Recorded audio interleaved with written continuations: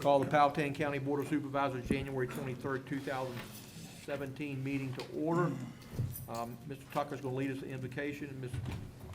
Cabell's going to lead us in the Pledge of Allegiance.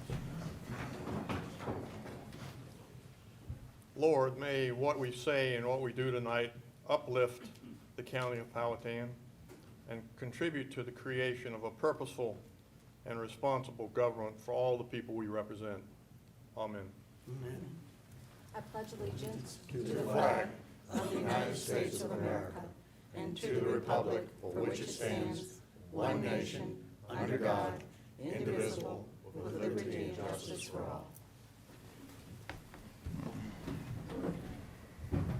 Let the record show that all 5 Board of Supervisors members are present.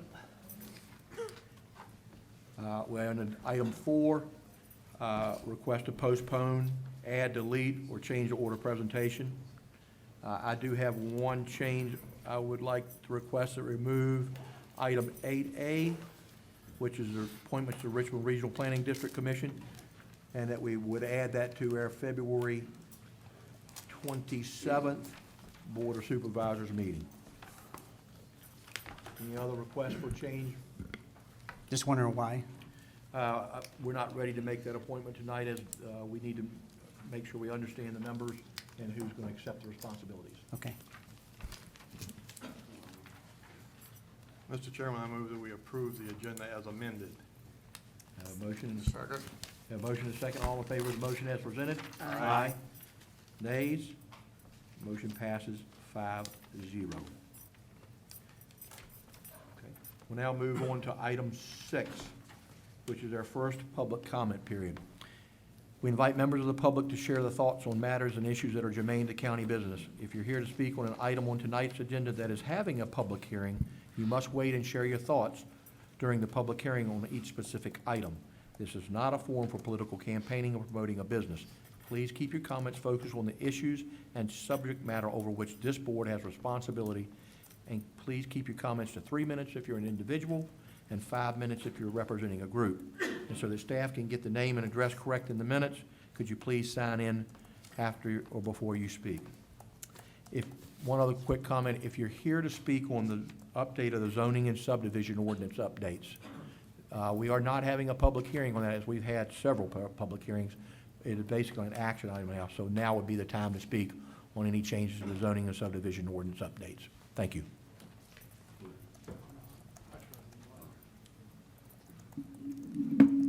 My name is Woody Kofer, Powhatan, Virginia. I'd like to thank staff, Ed and Brett, for working on this subdivision ordinance as much as they have. And I appreciate the time they spent with me to go over a couple questions I had about it. And I think they should be commended for the work they've done on it. Thank y'all. Thank you, Mr. Kofer, for the positive comments. They have worked very hard.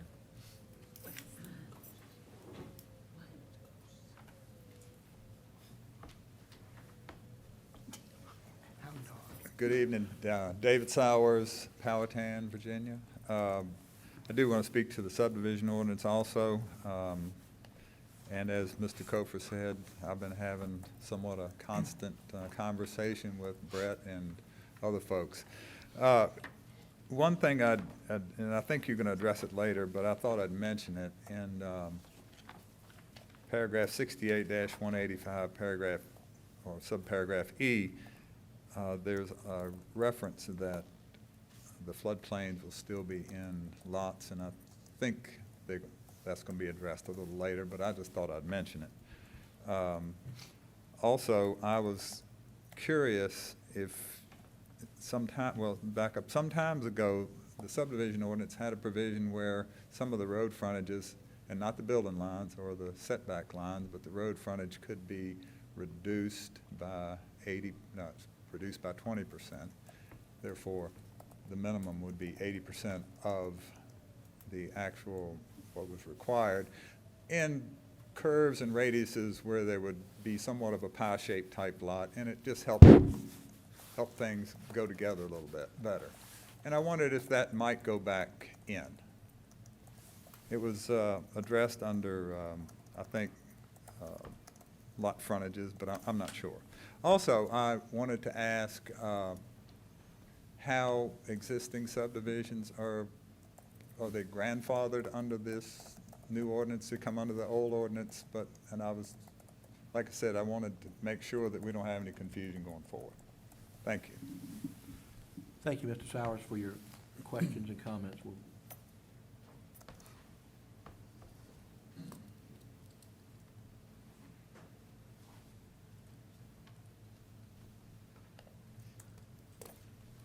Okay.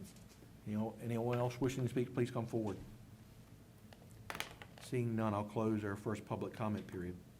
Now on to item 7A, consent agenda. Can I get a motion? More questions? Mr. Chairman, I move that we approve the consent agenda as presented by the county administrator. I'll second that. A motion. One quick comment, it's nice to see the 7G, which is the acceptance by the paddock into the state system. I know those neighbors will be happy that their school buses can now come down those subdivision roads. So we have a motion and a second. Mr. Tucker? Aye. Mrs. Cabell? Aye. Mr. Williams? Aye. Mr. Nordvig? Aye. Mr. Melton? Aye. Motion passes 5-0. We'll now move on to item 8B, appointments to boards and commissions, Board of Building Code Appeals, Fire Prevention, down on page 49. We have 2 applicants for those positions. Does anyone have any questions? Seeing none, would anybody like to make a recommendation? Both these gentlemen have currently been serving on the Board of Building Code Appeals and Fire Prevention Code Appeals, and they've asked for reappointment. So, Move, Mr. Chairman, that we reappoint both. Second. we're appointing Ryan Gorman and Mike Goodwin to the Board of Building Code and the Board of Fire Prevention.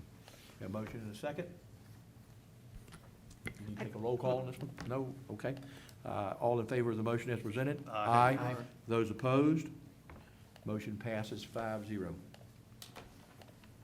Okay.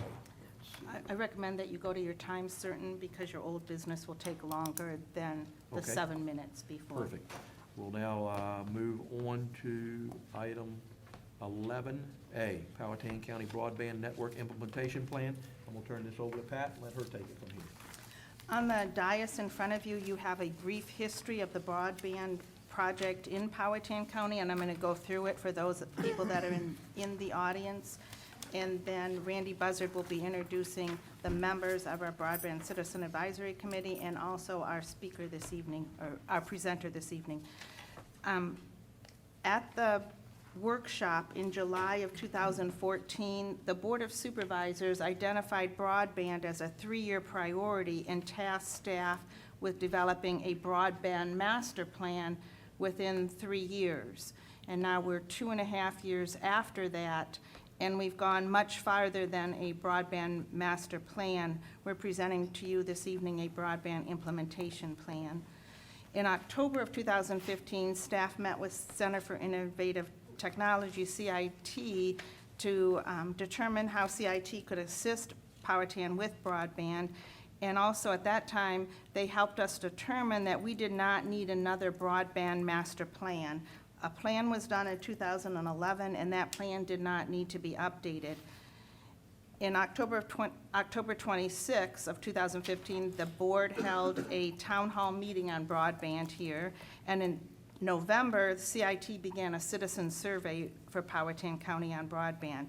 In December, the Board of Supervisors created the Broadband Citizen Advisory Committee and appointed 7 members to that board in December of 15 and January of 16. In February 3rd of 16, staff updated both the board and the school board on broadband initiatives. And on April 7th, the Broadband Citizen Advisory Committee had their first meeting where CIT presented the Powhatan Broadband Survey Summary. On April 18th, CIT presented that same summary to the Board of Supervisors, and on May 2nd of 2016, the board adopted a CIP which included funding for potential towers for broadband. On May 23rd, the board issued an RFP, not the board, the county issued an RFP for broadband network services, And on June 22nd of 2016, we received 2 proposals. On April 23rd, the Broadband Citizen Advisory Committee had the committee where they reviewed the SCS broadband proposal. And on September 21st, at the Broadband Citizen Advisory Committee, SCS Broadband presented their proposal. On September 30th, the county and Acelanet, doing business as SCS Broadband, entered into agreement to design, build, and operate the Broadband Powhatan network. On January 4th, the Broadband Citizen Advisory Committee met with SCS, and SCS presented to them a draft of the implementation plan that you're seeing this evening. And SCS received comments back from the Citizens Advisory Committee and made their changes. And so tonight, you are being presented with the implementation plan. And we actually, as staff, are quite proud that in the 2.5 years, where, again, as the board had tasked us with doing a master plan, rather than that, we're bringing forward to you an implementation plan. So with that, I'm going to turn it over to our IT Director, Randy Buzzard, to make introductions.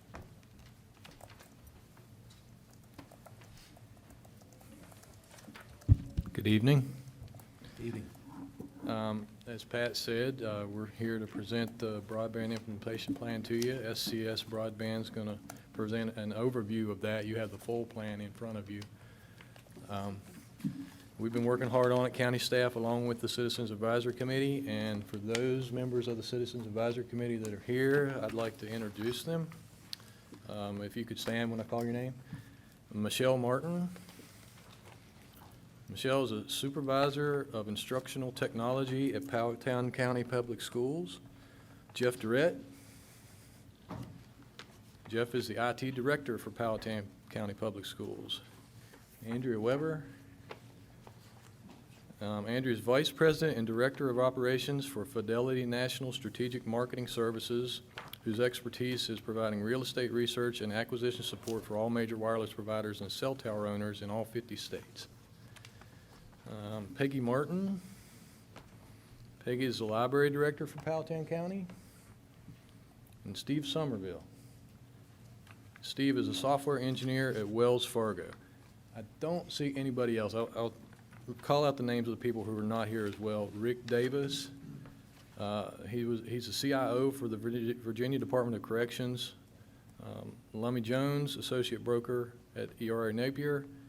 Jamie Duncan, he works in cloud services for Red Hat. Pete Sisti is the CEO of Innova Solutions. And Carla Curtis is a former vice president at PyTech Incorporated. And now I'd like to introduce Lon Welchel. He's from SCS Broadband and Acelanet LLC, and he's going to go through a slide presentation of the project overview of the implementation plan. And for the Board of Supervisors, we put a copy of the PowerPoint presentation on the dais in front of you, if you wanted to follow along with this copy.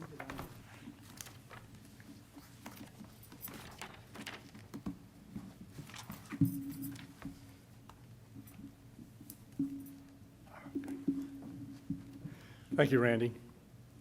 I will tell you, it's really refreshing working with the county, with the staff that's been so helpful and giving a lot of good information to help us put together a plan that we have to obviously look at delivering. There's a lot of opportunities in the county with a lot of vertical assets, a lot of resources, and working with the staff and the committee, got a lot of great feedback. And I'm going to walk you through a quick overview of the implementation plan. Acelanet, first of all, is our umbrella company. SCS Broadband is one of the companies that Acelanet acquired. We've acquired another company up in Louisa, CBA Link, and we'll be operating in this market as SCS Broadband. Obviously, the goal is to work with the partnership of the county to implement a robust internet network that not only delivers the needs for today, but looking ahead for the needs for tomorrow.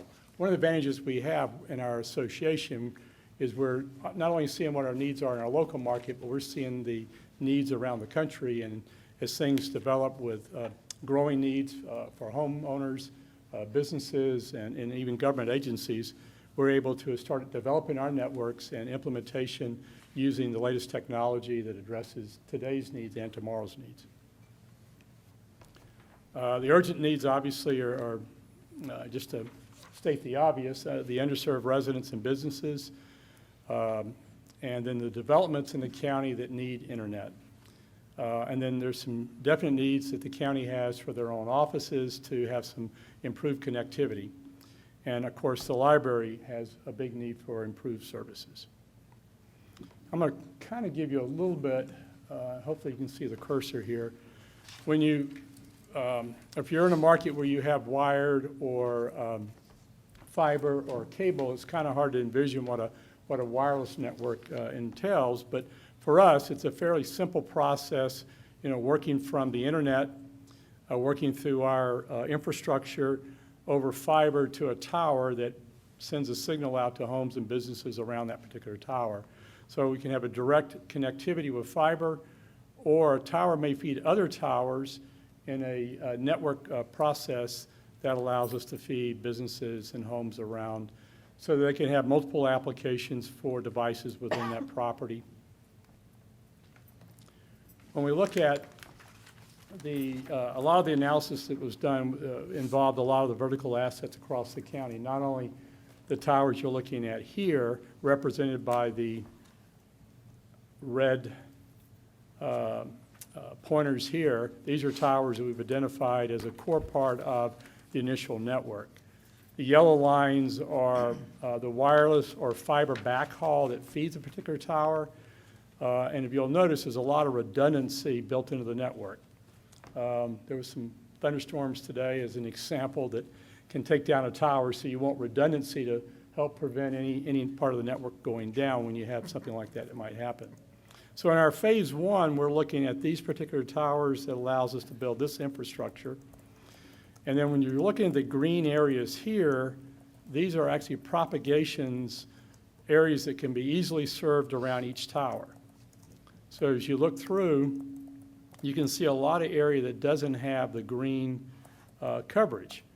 And this will be involved in the next phases to allow us to put coverage in these areas. A lot of this coverage is affected by topology, particularly like hills, mountains, and in some cases trees that may affect coverage into the area. In a phase two, we'll be building out additional towers that feed into the network. Same issue here as we have the green propagation around the particular towers that give us coverage to homes and businesses. But you'll see again, there are still some pockets that will need other resources, vertical assets, to be able to allow us to give coverage into these areas. Lon, would you like us to hold our questions? Or Please interrupt. It might be easier with the slides up. It'd be great. Go ahead, Carson. Define propagation. Thank you. Sorry. Propagation basically is we put up a tower and the signal strength going out from that tower and the coverage area around the particular Gotcha. tower. So the green area is the area that we have coverage. So the idea is to expand the green area. Very good. You're good. That's right on target. Mr. Chairman, I have a question too. Thanks. Is there a possibility of getting a more detailed map that would show neighborhoods and reflect? the I'll give you a little bit green of an belt? example of that in just a minute if you like. Okay, because I know what's going to happen. People are going to say, am I going to be in the coverage area? And I'd like to have an answer for them. Maybe I just go ahead and answer that question. One of the things that we'll do in working with the staff is we'll identify areas to start out our build. And one of the things we like doing is let people know to go to our website and sign up. And when they go in and sign up, either there's coverage or no coverage. And when they sign up, we retain the data for the no coverage areas. Okay. And then we'll notify them. And I'm going to show you a slide in a minute what it looks like when we get those coverage areas. Great. So, one of the frustrations everybody will have is basically, I need coverage at my house today. Well, obviously, it can't happen overnight. It's a gradual build out as we build out, and we'll give you some timelines in a minute. But we'll be able to notify people when we have service in their area. Thank you. Mr. Chairman, Yes, Mr. Williams? if you would, for the audience, define backhaul, because Thank that's you. the term you were using extensively through your report here. Backhaul is just the connection to the internet. And basically, you'll have to either feed a tower, connect it to the internet somewhere. You either do it wirelessly or over fiber. And the backhaul is what puts us out on the internet. And if you go back, if you don't mind, I'll step back to this one. This is the internet out here, but in between, we have our operating network. I think you can see, yeah. Our operating network that we actually feed back through, and we control a number of things in this. But one of the advantages in our network is we have direct peering with Netflix, Blackboard, Dropbox, Facebook, operating system upgrades, all inside our network. So that backhaul connects back into our network, which connects to the internet.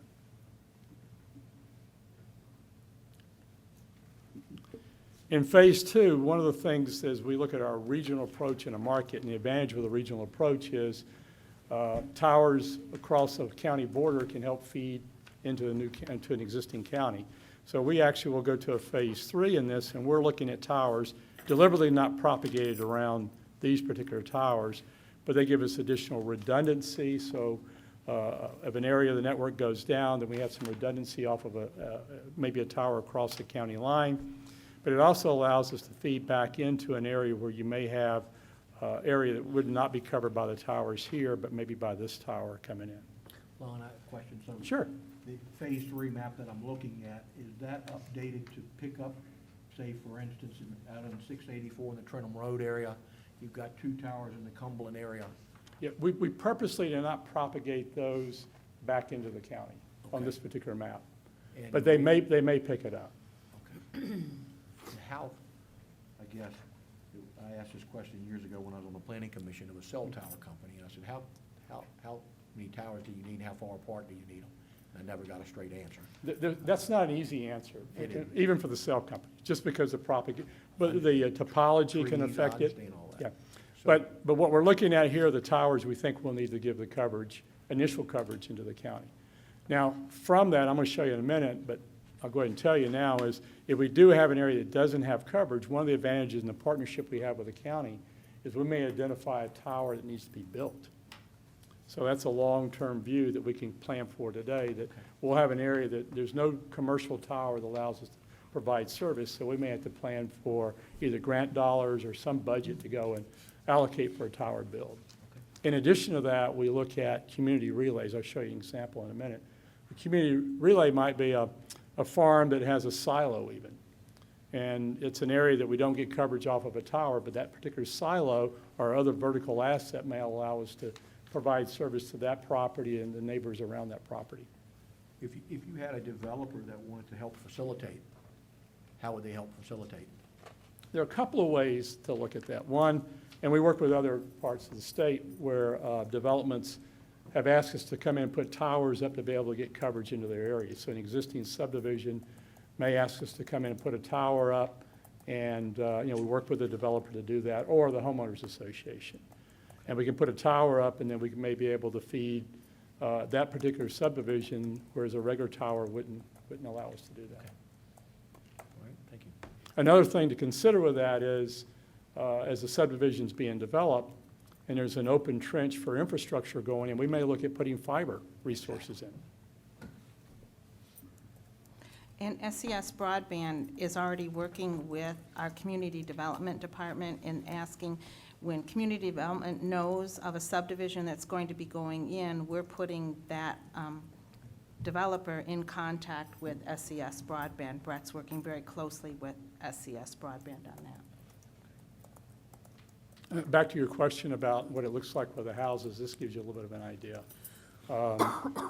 And to fully lay this out, this is what it looks like when you have people that have put their information in. These are the people, this is not your county, but just to give you an example, one of our marketing tools would be to collect that information.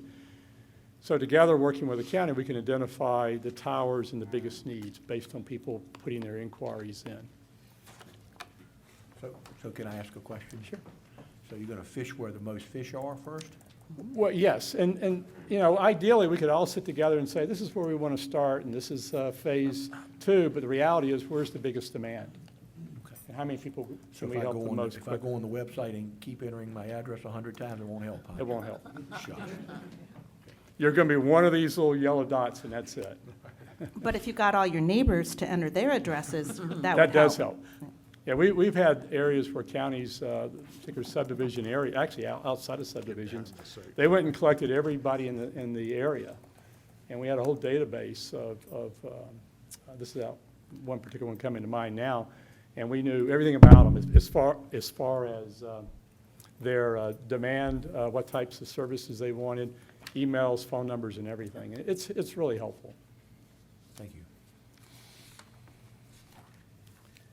Let me back up on this one a little bit. One of the things about looking at this, and I'm going to show you in just a minute, but when we identify a particular area and we have a propagation that's covered in the green area here, for example, we actually, before we go and do an install at a property, we actually run a full analysis of that particular property before we go out to do the install, before we even schedule the install.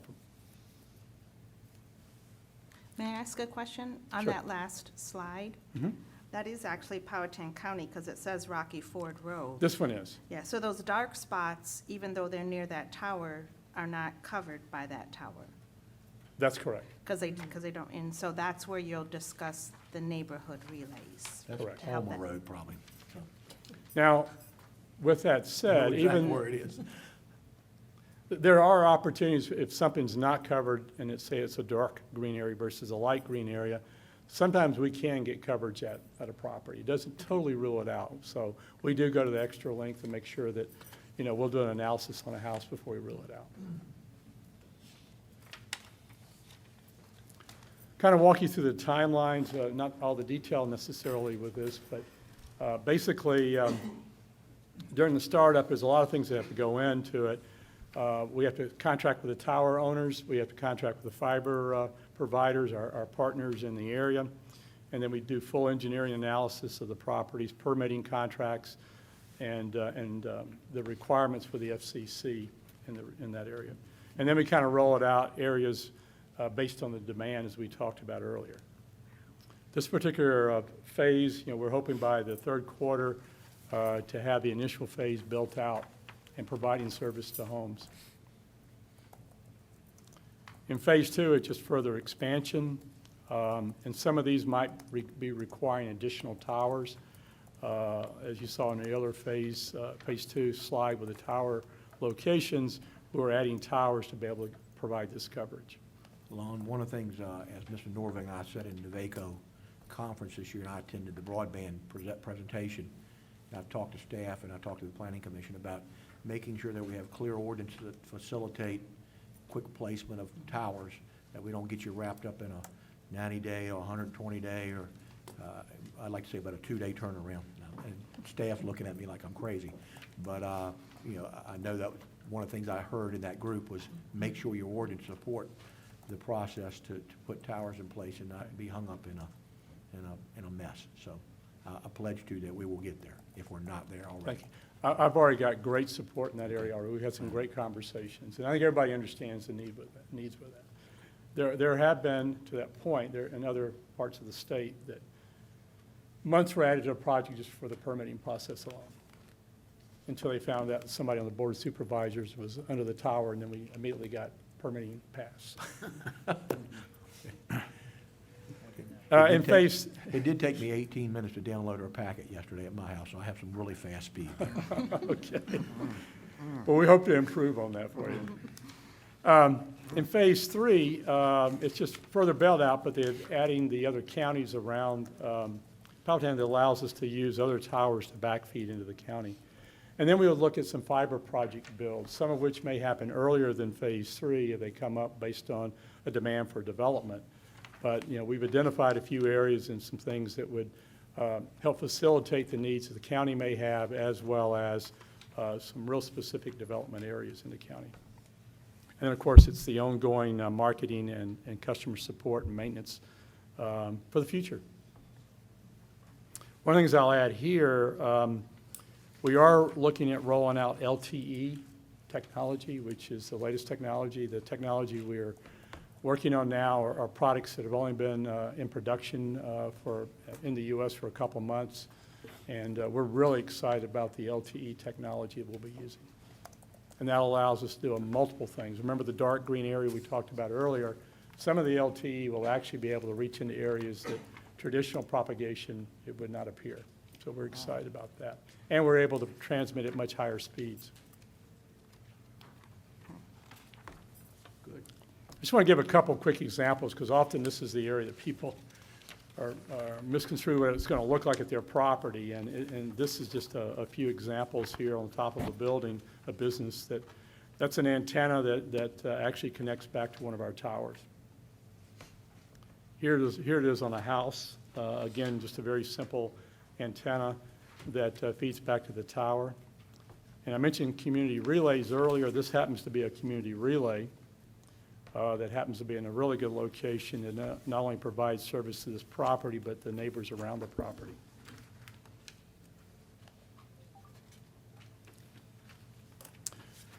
So we're already starting to work on tower leases.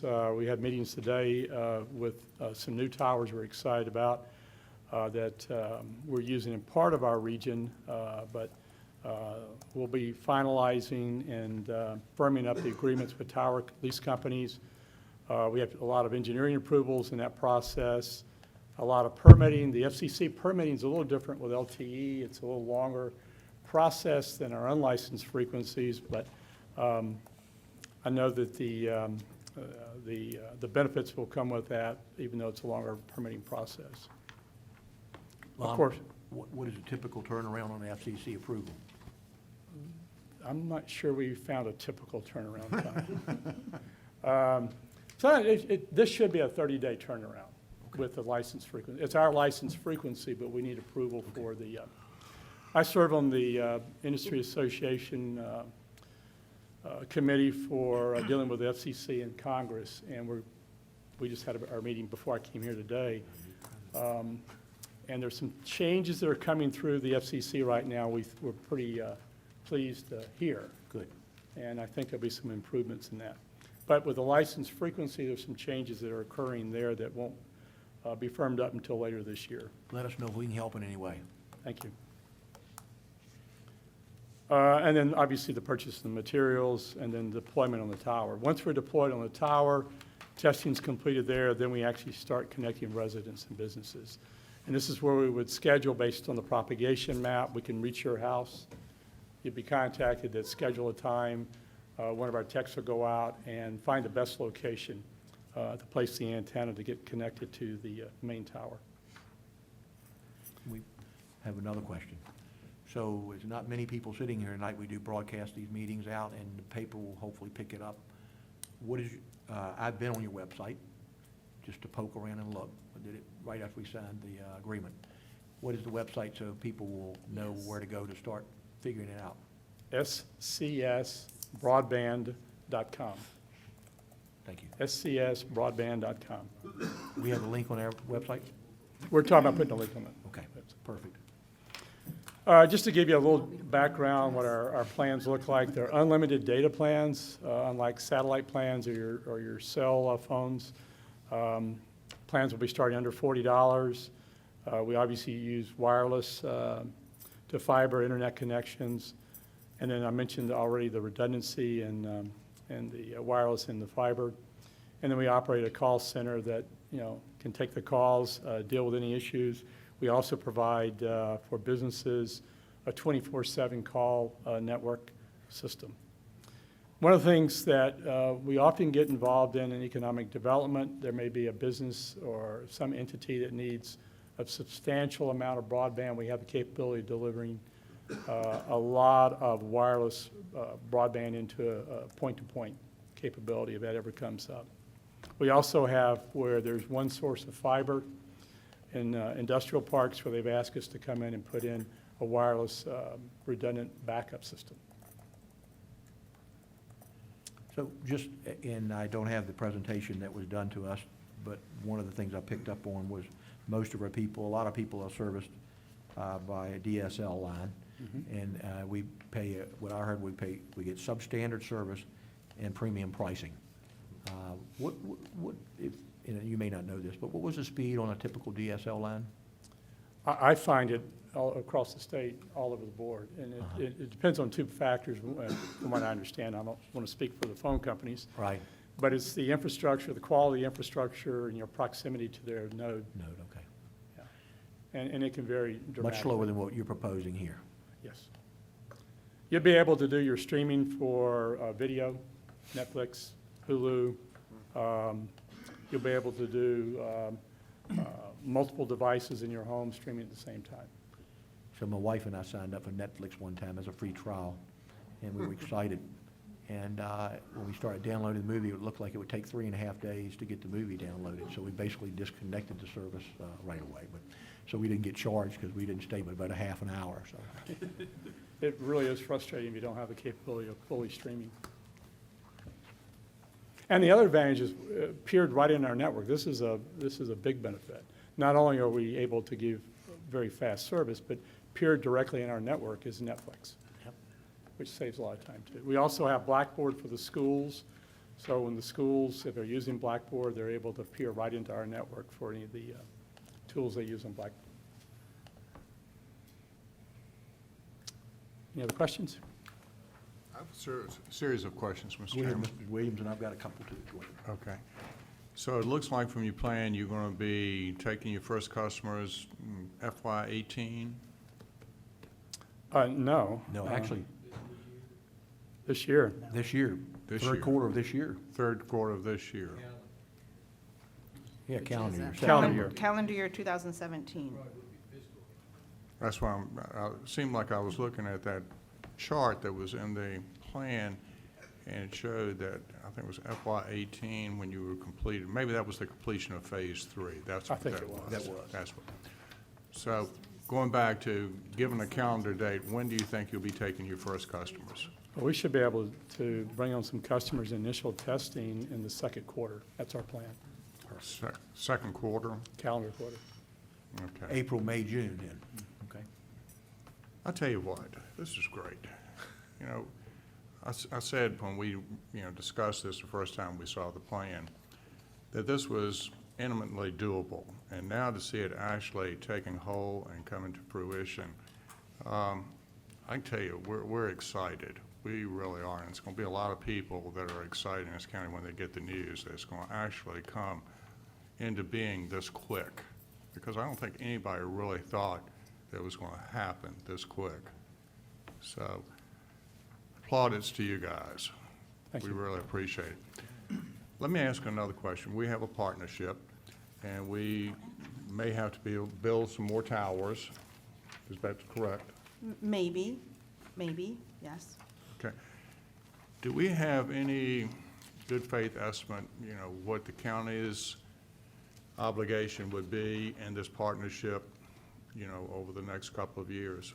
Lon, is that found on page 24 of this Yeah, hard there is a part of the presentation that you were handed tonight. It's in there. Now, the advantage in the partnership is it accelerates, and the reason we're talking about an aggressive timeline is if we have a partnership.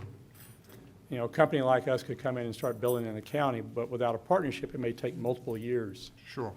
So that's why we're excited to work with the county, and particularly with the staff that's here. They have been great. We really see an opportunity to accelerate the implementation in the county because of that. Lon, on page 24, in this hard binder, has some costing. And I don't know if you have, if you're there. I don't have it handy, but I'll, It's estimated fixed cost. Estimated fixed cost, and you show each tower costs an estimated, you've got $29,932 times 10, then you've got B, then C, then D, so a total maximum fixed cost of $406,000. I guess that's just a placeholder for 10 towers. correct. Okay. Perfect. So that would, Billy, that would represent our probably worst-case scenario? Is that what we're saying? Well, I think Yeah? I Okay. think so. he's nodding his head, so. Mr. Chairman, one more question. I know So where to you're build your business, you're going to go where the customers are. As Billy said, you're going to fish where there's fish. And once you start building your customer base, then you're going to be moving out to the less populous areas. Is that correct? That's correct. Well, actually, sometimes it's the least populated area that has the biggest need first, just because Gotcha. they don't have anything at all. They may not even have DSL. If you're in a DSL contract, for example, you may have 6 months or a year before you can get out from under your contract. Sometimes we find the least populated areas is the highest demand day one. So not necessarily based on population. Gotcha, so it's That's where a- that's a people good actually point. have the defined need. So, for example, you might do Dorset Meadows first. Whoa, whoa, whoa, Just- whoa, whoa. Just remember the name Dorset Meadows. Okay, I've heard That's the- one T, Dorset Meadows. So just so, You don't live there, do you? part of I do. our tower requirements were also to supplement and help our E911 communication. So as we finalize, determine some of those needs, those towers will get placed. And probably in my head, thinking about it in my layman's terms, those towers will probably also be the ones that are probably needed in the most areas for broadband, because, you know, they're less populated and a lot of trees and all the other things. So, you know, as we get that, that's what, you know, what we, hopefully those towers will get in place to support the E911 upgrade that we have in our CIP also, along with in, you know, supplementing the broadband. I have a question of maybe staff a little bit. So on the co-location, as we approved towers over the years, when I was on the planning commission, Mr. Williams and Mr. Tucker was on the planning commission, we also always ask about co-location opportunities. Have we used up our co-location opportunities, and do we have the abilities to be able to get co-location in any towers that we currently aren't using for co-location? Saves money. Yes. Can you go to a microphone? I'm sorry, Thanks. Brett.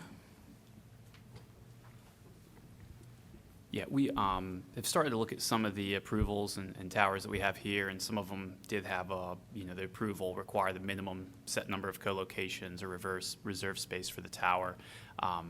So in some instances, we do have that capability. So once we work with Lon and go through and see tower by tower, we'll be able to identify that. But again, initial looking, we do have co-location opportunities. Good. Thank you. I may add that, of course, the priority is for emergency service on that co-location. I mean, we realize that, and that's some of the things we've been back and forth on. Hopefully, most of those, we already got some emergency communication on the tower, so hopefully, we'll see. You're not dependent on our co-location towers. No. No.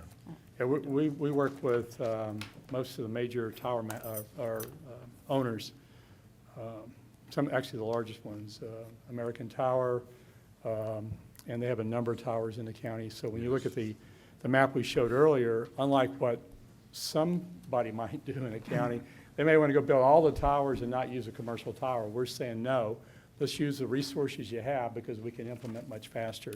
Back to your point, if we were building towers, we might be looking at 2018, but we don't want to take the time to do that.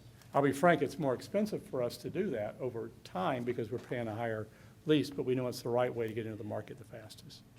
So, Lon, one other question I have, I'm sitting here thinking, Tobacco Dollars brought high fiber up from Amelia up 609, up 13 to Route 60, and west to Cumberland. It runs all along 60 there. Would we, or would you, or your company have the ability to tap into that high fiber to fill in some of those gaps in that part of the county? Yes, Mid-Atlantic Broadband is one of the companies we work with. Perfect. Thank you. Okay, so let's get started tomorrow. So, Okay. Rain permitting and Thank you, Lon. Thank you. Lon, thank you so much. Good stuff. One other couple comments to the citizens sitting out there who sit on our broadband committee, Michelle, Jeff, Andrea, Peggy, Steve, thank you. Rick Davis has talked to me, Jamie Duncan's talked to me, Pete Sisty's called me, and I certainly appreciate all that y'all are doing to help bring this forward, and also, you know, as Rick Davis reminded me, we gotta be thinking about the future, because probably by the time we get this up, there'll be something new on the block anyway, but, so, thank you for what y'all do. All right. We'll now move on to 9A, Old Business Resolution 2017-02, adopting a Powhatan County Strategic Action Plan update January 23rd, 2017. This item is found on page 55 of your agenda, and on 56 is the resolution that we would be asking you to take action on, and the resolution says that you would be adopting the strategic action plan that's dated January 23rd, and we have a copy of that in front of you on the dais.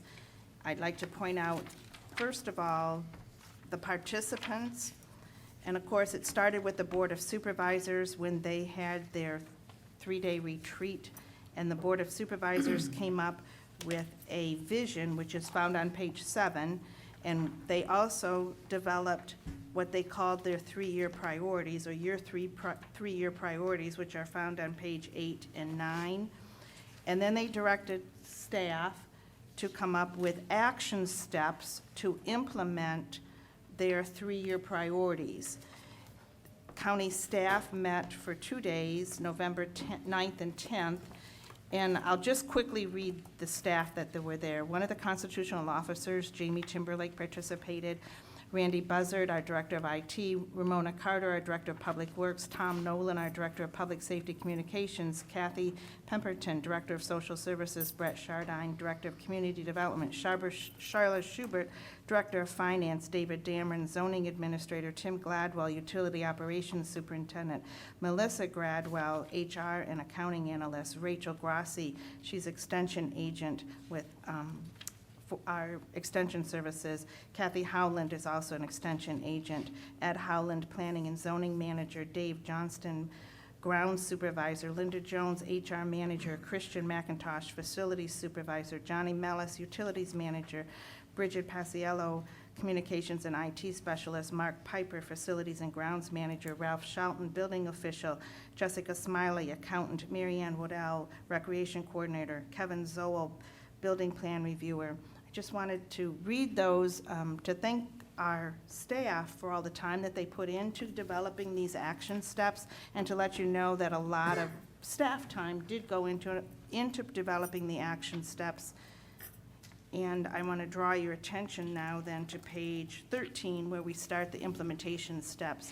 So if you look at page 13, you'll see that the first thing that we do is we list what your priority was. For example, LD2, we've assigned a staff champion and supporting staff. We've developed a rationale and consideration, and then we've given detailed steps that staff are going to follow to implement your priority.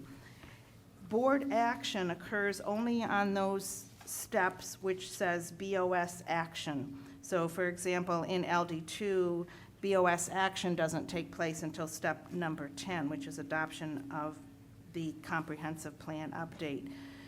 That is a format that you will see throughout all of these. I was not going to read all of them in detail, and I was just going to turn it over to the board at this point for any questions that you may have on the implementation steps.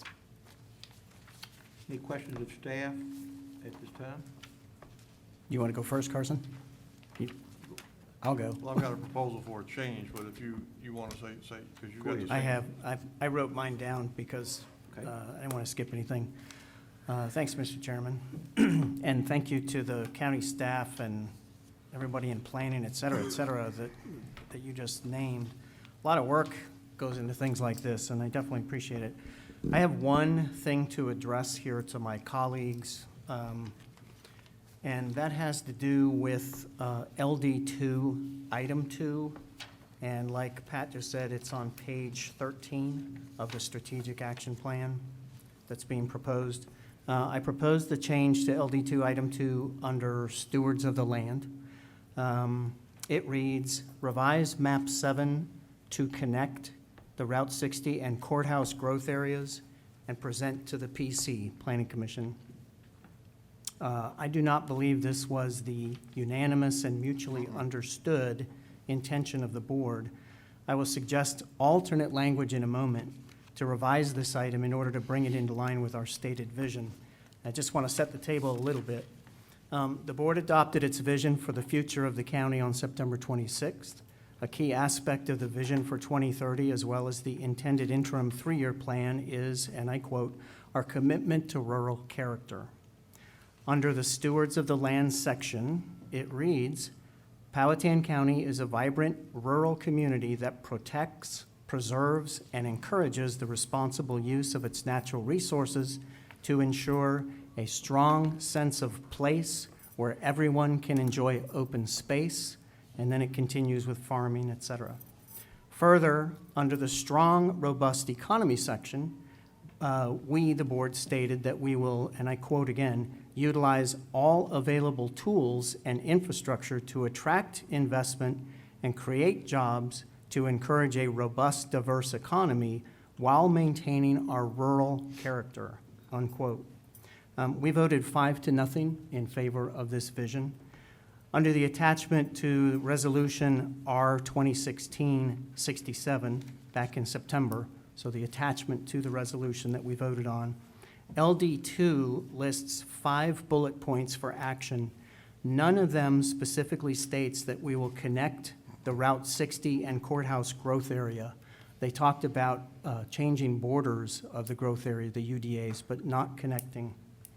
In the current LD2 section presented today, on page 13, the header repeats our vision statement, and subsequent bullet points clearly state, quote, map boundary lines should be amended to facilitate development in areas of targeted growth in order to preserve the county's rural character and its natural and undeveloped land, unquote.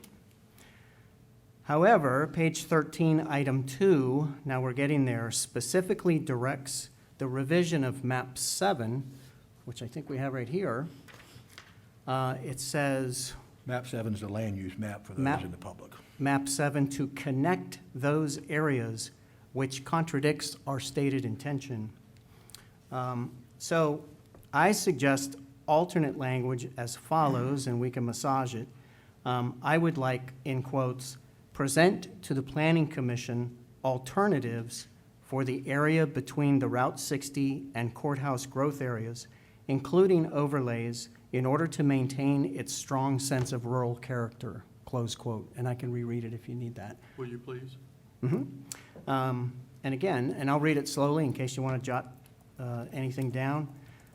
Present to the Planning Commission alternatives for the area between the Route 60 and courthouse growth areas, including overlays, in order to maintain its strong sense of rural character. So instead of a direction saying revise map 7 to connect and present it to the PC, I am saying that we should present to the PC alternatives for that area. So, Mr. Norvig, I hear you loud and clear. There's many definitions of rural character. I think Mr. Walker constantly reminds us of that. He said some people look at a field and see broomstraw and think it's rural character. Others see just an open field and see rural character. So definition of rural character is pretty interesting. However, I do have one thing, that staff's doing exactly what we asked. We had a workshop on November the 3rd, 2016. It started at 5 o'clock. And in that workshop, we were discussing the updated comprehensive plan.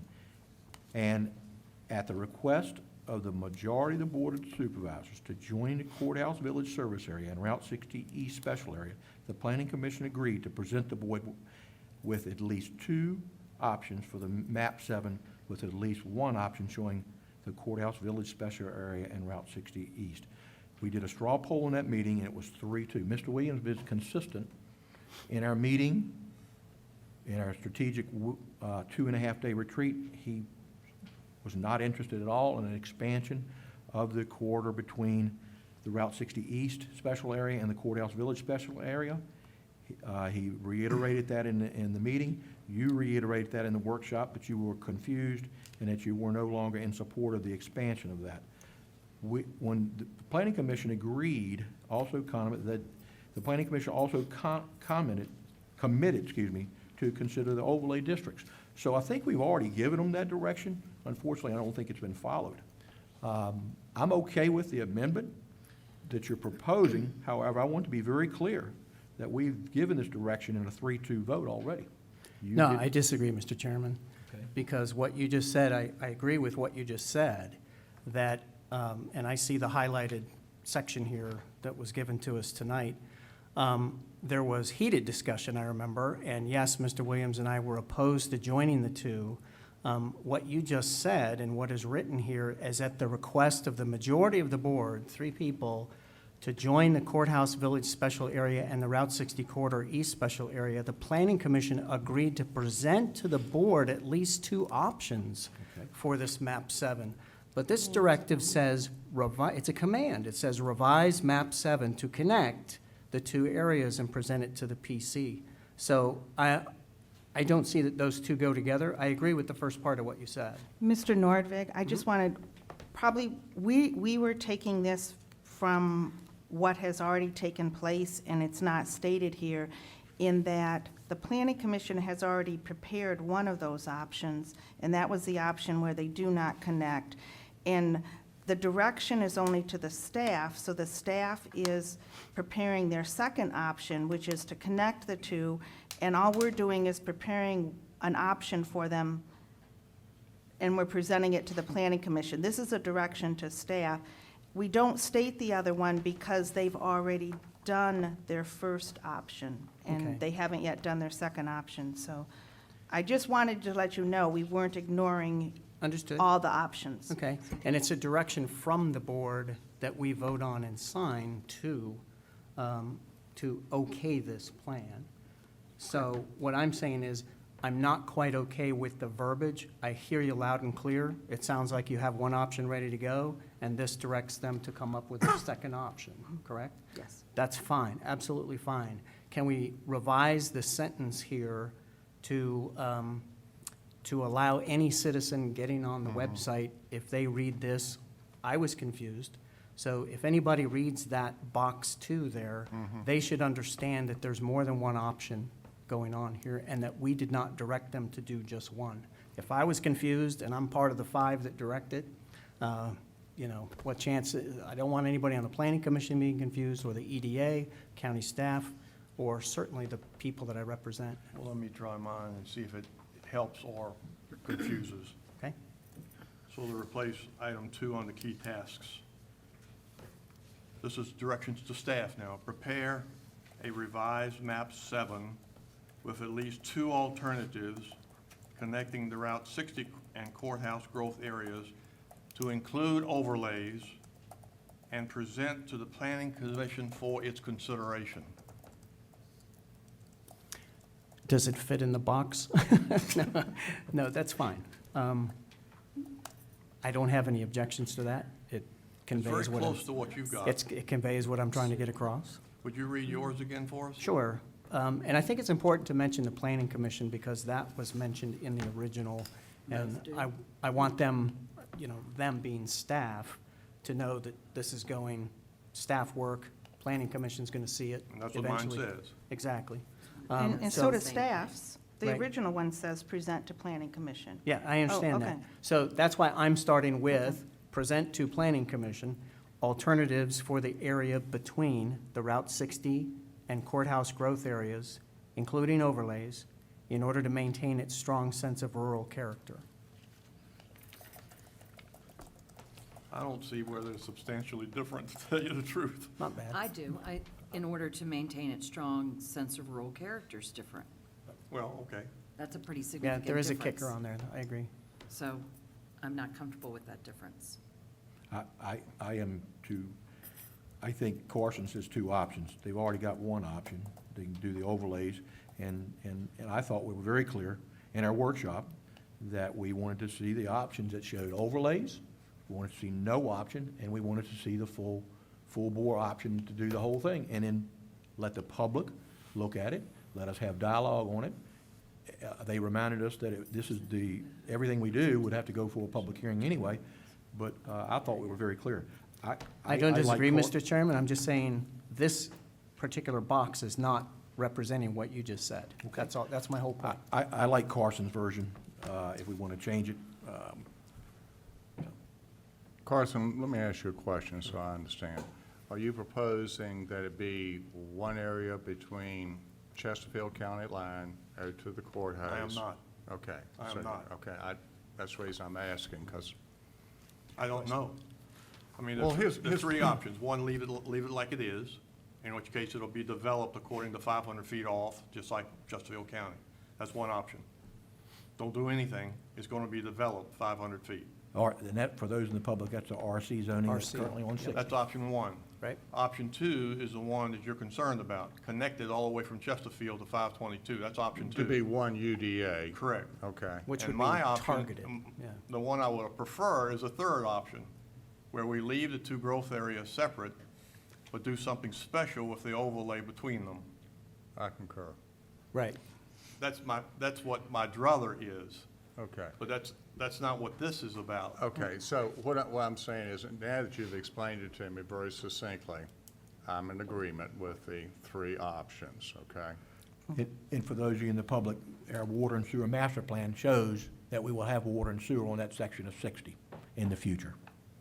Well, you gotta be a little bit careful with that, Mr. Chairman, because you've got water and sewer running through parcels that, on our future land use map today, that are under the future land use map, not village town center, but are rural preservation. So just because you have the lines running through there doesn't necessarily mean that you're gonna have the same type of development I because full- you've got the water and, you know. I water and fully sewer. understand that, but in our, Okay. when our water and sewer, that three of the board members that are sitting on this board adopted, maybe four, I'm not sure Mr. Norvig was involved with that process, voted to show that in our water and sewer master plan. Well, it's a plan. It's not something that's, you know, part of your comprehensive plan. It's a plan. And I think that distinction has been pointed out before. But let's don't get hung up on that right now. Okay. I'm more interested in, I think Carson did a good job in explaining the three options. So how do we distill, or maybe we don't, maybe it's just like what Carson said. You list those three options and boom, you know, whatever it takes, you know, however you can do it most succinctly, but just do the three options. Yeah, I think it's, That was what I understood we asked the planning commission to do in our joint meeting, to give us the three options and do a pro-con analysis for each one of them, so that we could Right. see them side by side. What kind of revenues are we talking about? What kind of water are we talking about? What are we doing to the Route 60 corridor? What are we doing to the median strip? The whole works. That's all I'm asking for, is the analysis. Well, yeah, well, again, going back and doing that recap, again, I was in agreement with it, and the reason, you know, I haven't been in agreement with this because I think it's just going from the wrong direction. I think it should be coming from the planning commission to us, because at the end of the day, the planning commission was created to provide the citizen input into the political process. That's the reason that the General Assembly created planning commissions. That was their voice, the people in the county, outside the political arena, to speak their druthers about what they wanted to see. So that was the reason I wasn't in agreement at that meeting to give the direction to the planning commission. I would rather see the planning commission do their job and bring forward their plan. But that said, we had the vote. So I want to go back to, I don't want to get down into a circular loop here. How can we, Carson, list your three things in this box very succinctly? I think he He did did, pretty he well. said two alternatives. Or Well, we he said could, three. One's leave it like it is. You could said just three. refer back to your minutes and say, present to the planning commission the three options as directed, or as the board directed at the November 3rd, and that's all you have to say. Present to the planning commission So three We're options. telling the staff You're- to put together these three options, pro-con analysis, present it to the planning commission, let the planning commission do what they want to do. right. We're there. Is that, okay, all right, And then when it comes to us, we can either say yes or no. We're there. okay. So what do we want to do to capture it so staff is clear? Do you like what I've got? Do you like what Larry liked? Or you want to take what Pat has said, just pull it out of the minutes? Incorporate what you said with maybe condensing a bit to reflect the minutes is fine. I'm looking at the minutes, and it does I'm- talk about the discussion. I'm sorry. Go ahead. then I'll commit to work with Ms. Weiler, if that's acceptable to the board, to get, to amalgamate the two pieces. Right. And- Okay. And can you adopt the action plan tonight based on revising two that puts For together? our discussion. Not to cloudy the waters, I just want to know, so the target date for task two is still going to remain January 2017? Or will the target date be No, amended? no, we're fine. We'll have it Okay. amended. Thank you. Staff's already working on the options. so. Mr. Dwarvik, thank you for your thoughts. Well, and also, good Mr. luck. Chairman, thanks for letting me revise that. And it happened this afternoon, and I did text the chairman and let him know I did not want to slow down the strategic action plan whatsoever. So I'm glad we can go ahead and proceed with the Well, rest of it. I think it's what you did was good, because, again, somebody picking up the document, they may come away with the wrong impression like you did, or like I did just now, you know, when I looked at it, and that wasn't the intention. Right. Not at all. Not at all. Mr. Chairman, I'm ready to make a motion. Ready? I move that we approve Resolution R 2017-02, adopting the Powhatan County Strategic Action Plan dated January the 23rd, with the changes made to LD 2, Item 2 that we've just discussed. Any questions on the motion? Comments? I'll second the motion. I don't want to talk about the LD2. I just want to talk about the document. Pat and staff, thank you. This is good work again. What is, for those in the public, what happens with this document is we get updates. As staff works on these things, we'll get an update on a monthly basis to show what's being completed. And it's just, you know, sometimes you get so many things on your list and that you seem to forget things. This just holds us all accountable for target delivery and accomplishes the task that we as supervisors have directed staff to accomplish. So, Pat, great work. and the rest of the staff. Piggyback?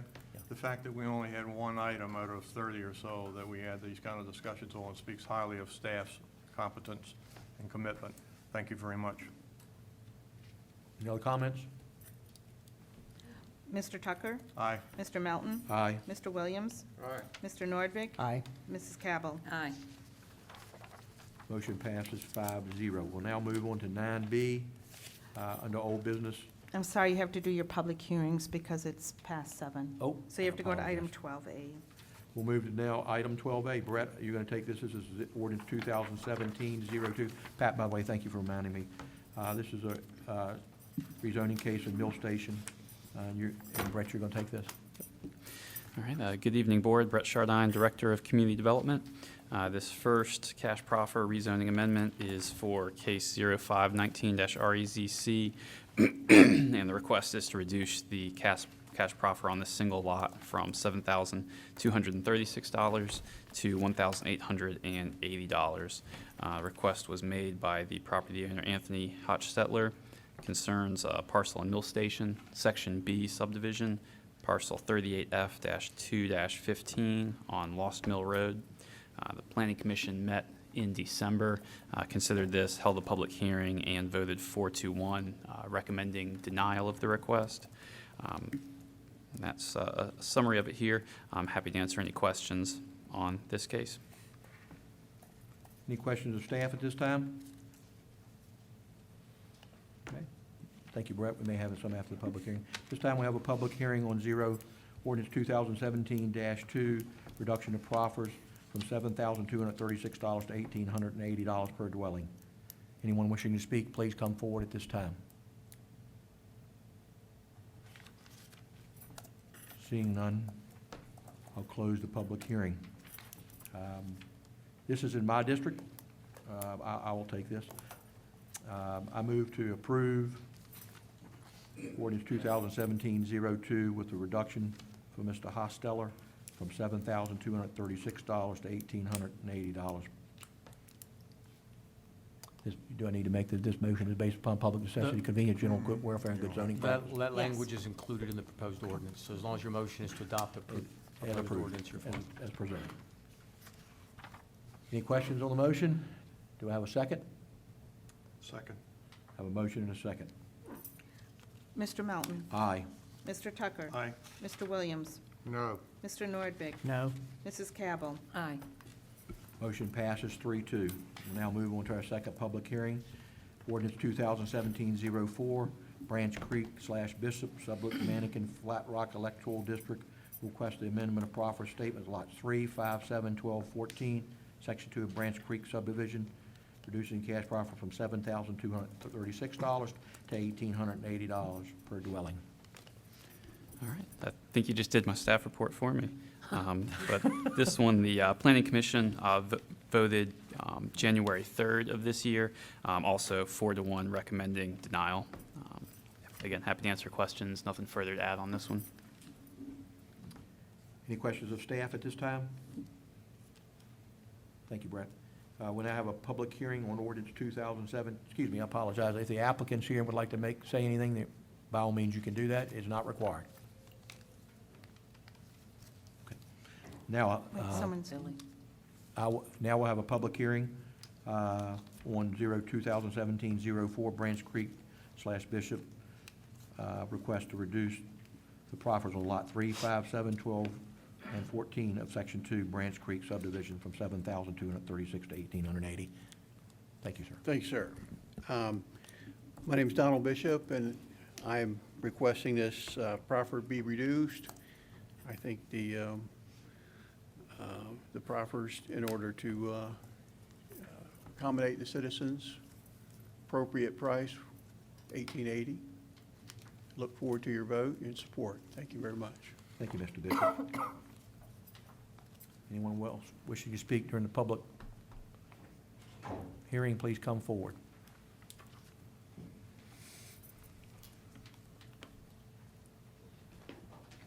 Yes, my name is Michael White.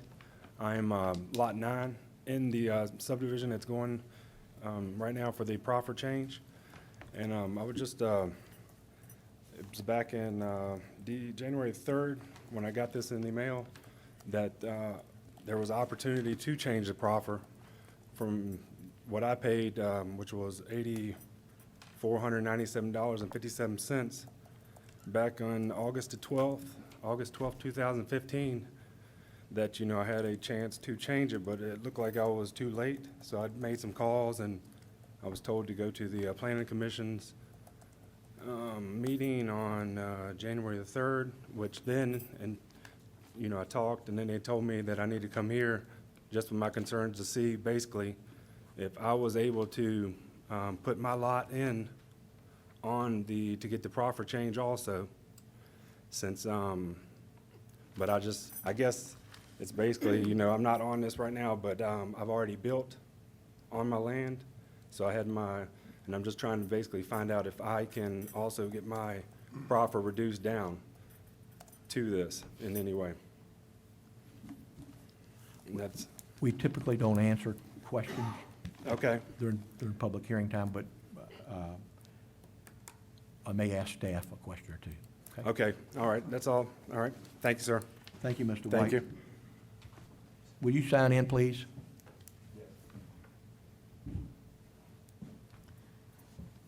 Good evening, how y'all doing? David Watson, Powhatan. Basically in the same situation as Michael. We closed in January of 2016, and I'm looking at the newspaper in mid-April with all these other people getting their proffers reduced. I didn't even know that it was an option, that, you know, the reduction in the proffers was even in the pipeline. If I would have known, you know, maybe I could have stayed where I was for 2 or 3 months to save $6,600. Is basically the amount of money we're talking about. So if you could add my name to asking a couple of questions, I would greatly appreciate it. Thank you. Thank you.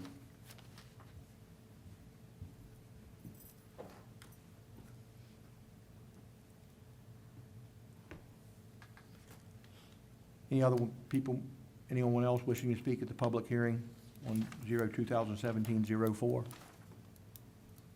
Seeing none, I'll close the public hearing.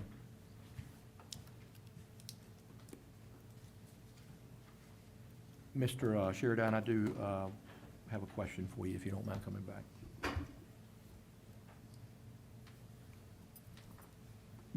Mr. Sheridan,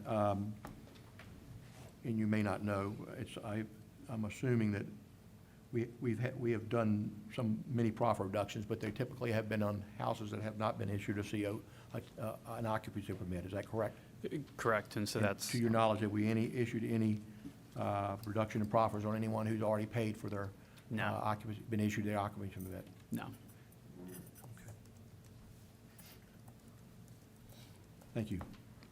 Tom, I know when we wrestled with this, talking about it, we discussed when we would kick it in and when we would start the process. And, much dialogue was done on what would be fair and equitable. Would you go back and, capture housing that had already paid an occupancy permit and things? And your encouragement was you had to pick a date, and your thoughts were that it'd be on houses that had not been issued a CO. Would that? Yeah, well, we discussed that, and the problem is if you start going retroactively and reimbursing proffers, how far back do you go? And so the decision was made to just make it going forward only, because it opens a huge can of worms trying to retroactively adjust proffers. And in fact, you couldn't actually retroactively adjust the proffer. All you could do would be through board action issue refunds, which wouldn't even technically be proffer adjustments, because the case is basically closed once the CO is issued. And so the decision was made, it just created more problems than we could realistically navigate by trying to go backwards. And in addition to that, the proffers have already been spent. So if you were to start issuing refunds, they would come out of your fund balance. Good point. Thank you, Pat.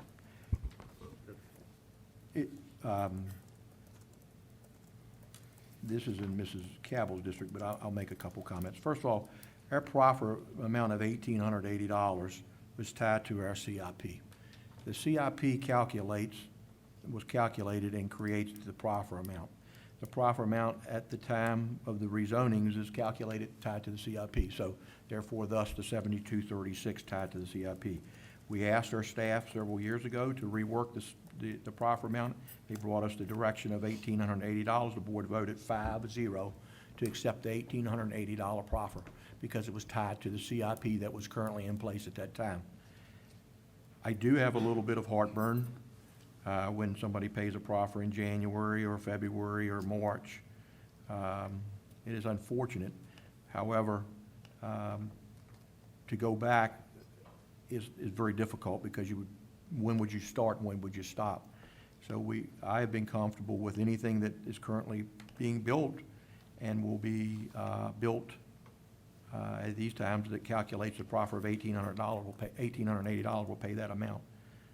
So again, I guess to Tom's point and Pat's point, those amounts have been spent, and it's unfortunate, but we had to draw the line somewhere. So I am in support of the reduction, and we'll make a motion. We approve 2017-04 reduction for Mr. Bishop on lots 3, 5, 7, 12, 14, and Section 2 of Branch Creek subdivision from $7,236 to $1,880. I further will say that I know the Planning Commission has recommended 4-1 not to approve these. However, I still will go on record to say that cash proffers is a board policy decision, not a Planning Commission decision.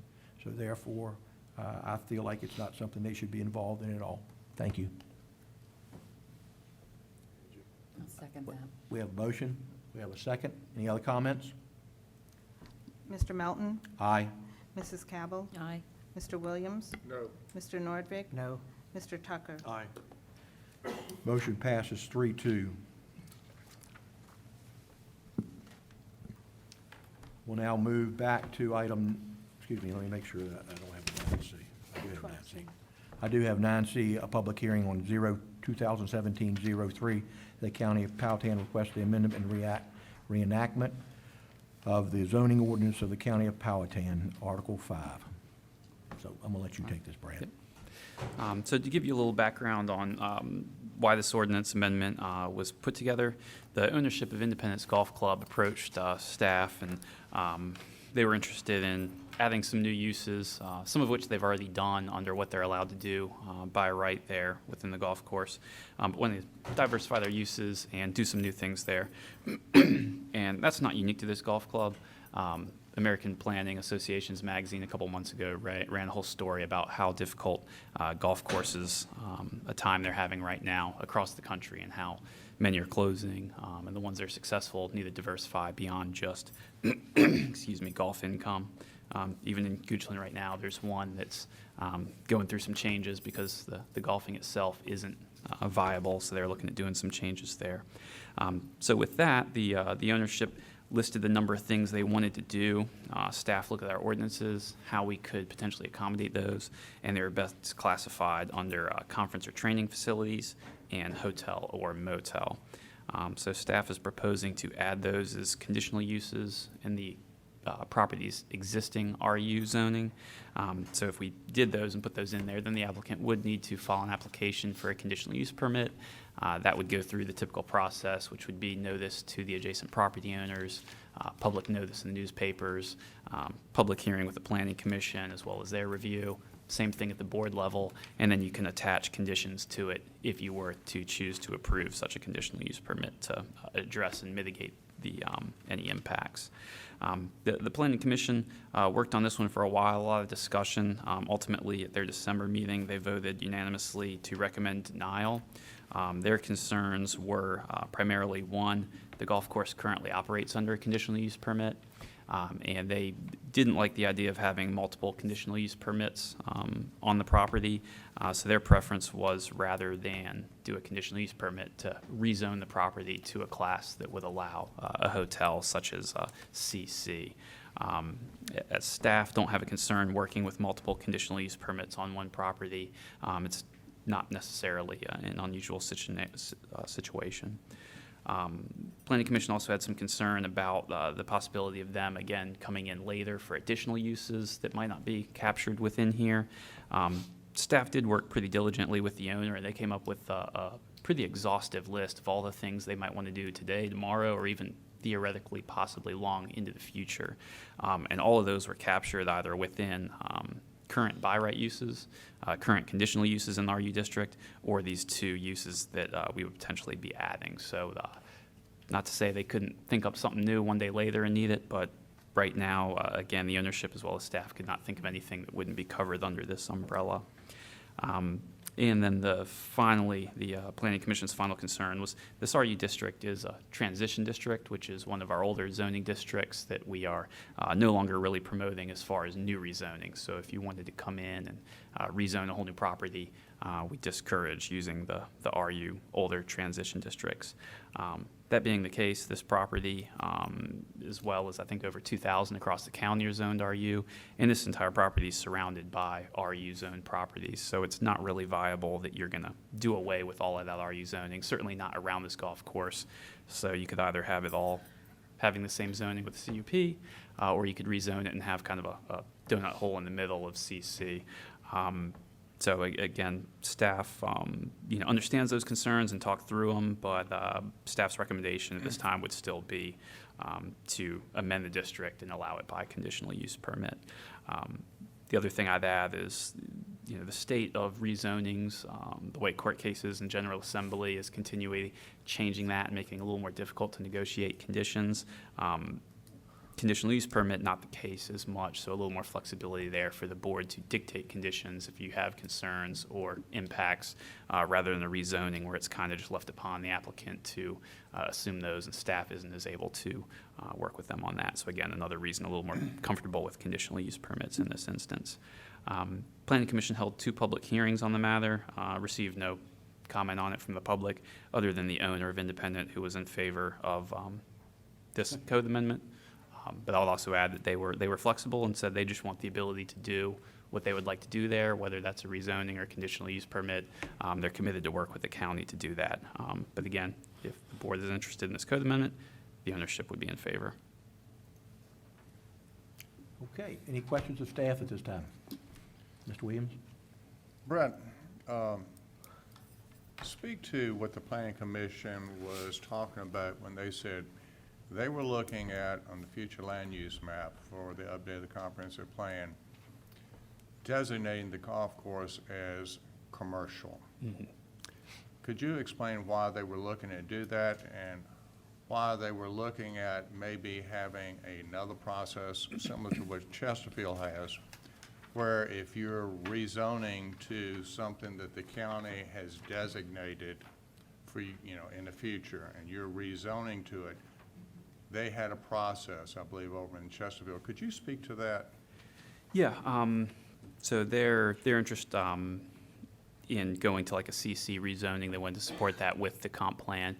So obviously not finalized, they haven't voted on it, you all haven't voted on it, but the draft future land use map that the Planning Commission's been working on, which is public record, would show the area of the golf course, or at least the building there being CC. How far beyond that building that CC extends is something we're looking at, but correct, they are looking at amending the future land use map to put some commercial around the golf course to support it and its accessory uses.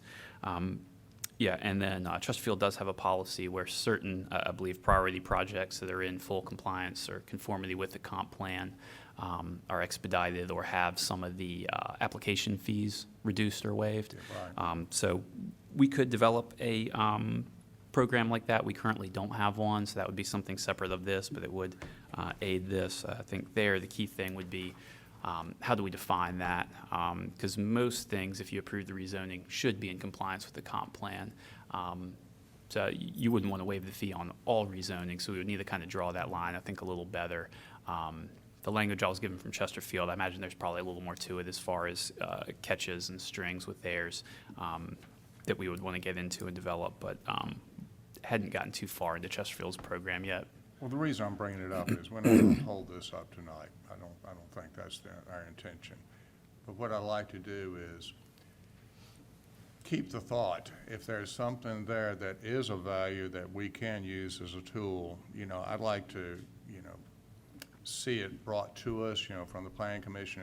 If you working with the Planning Commission and you all get to the point where you see this as something that would be a tool for us, where it would, give us maybe some more clarity in our zoning, because right now we know that the RU districts, particularly the one down there, Founder's Bridge, is one CUP.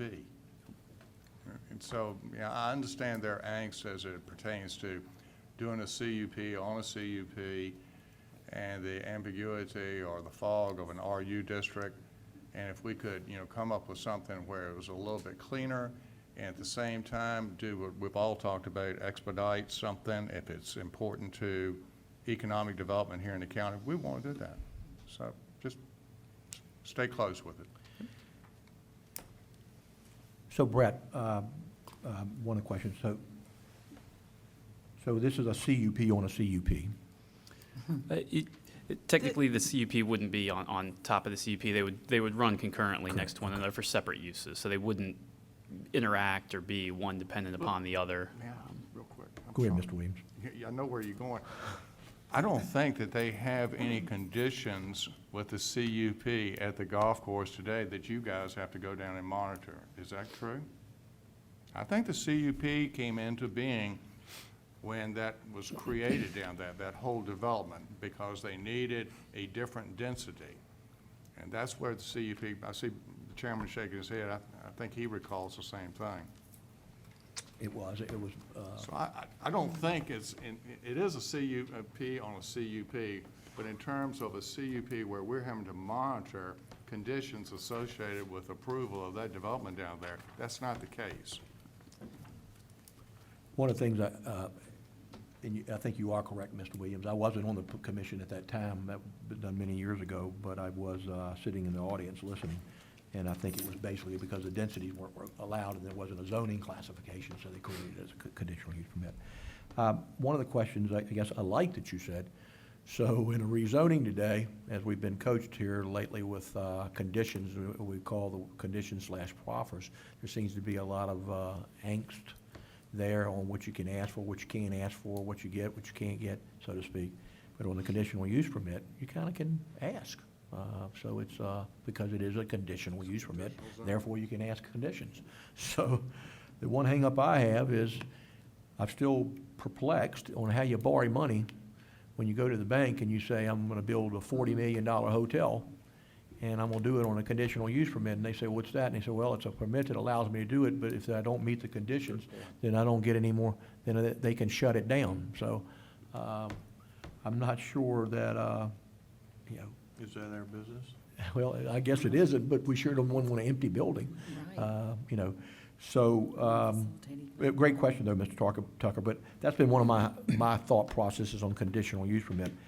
The other question I have is, if the future land use map may be amended to be VC, are the uses that we're proposing gonna be part of what would be allowed in VC, or do we need to amend those conditions also?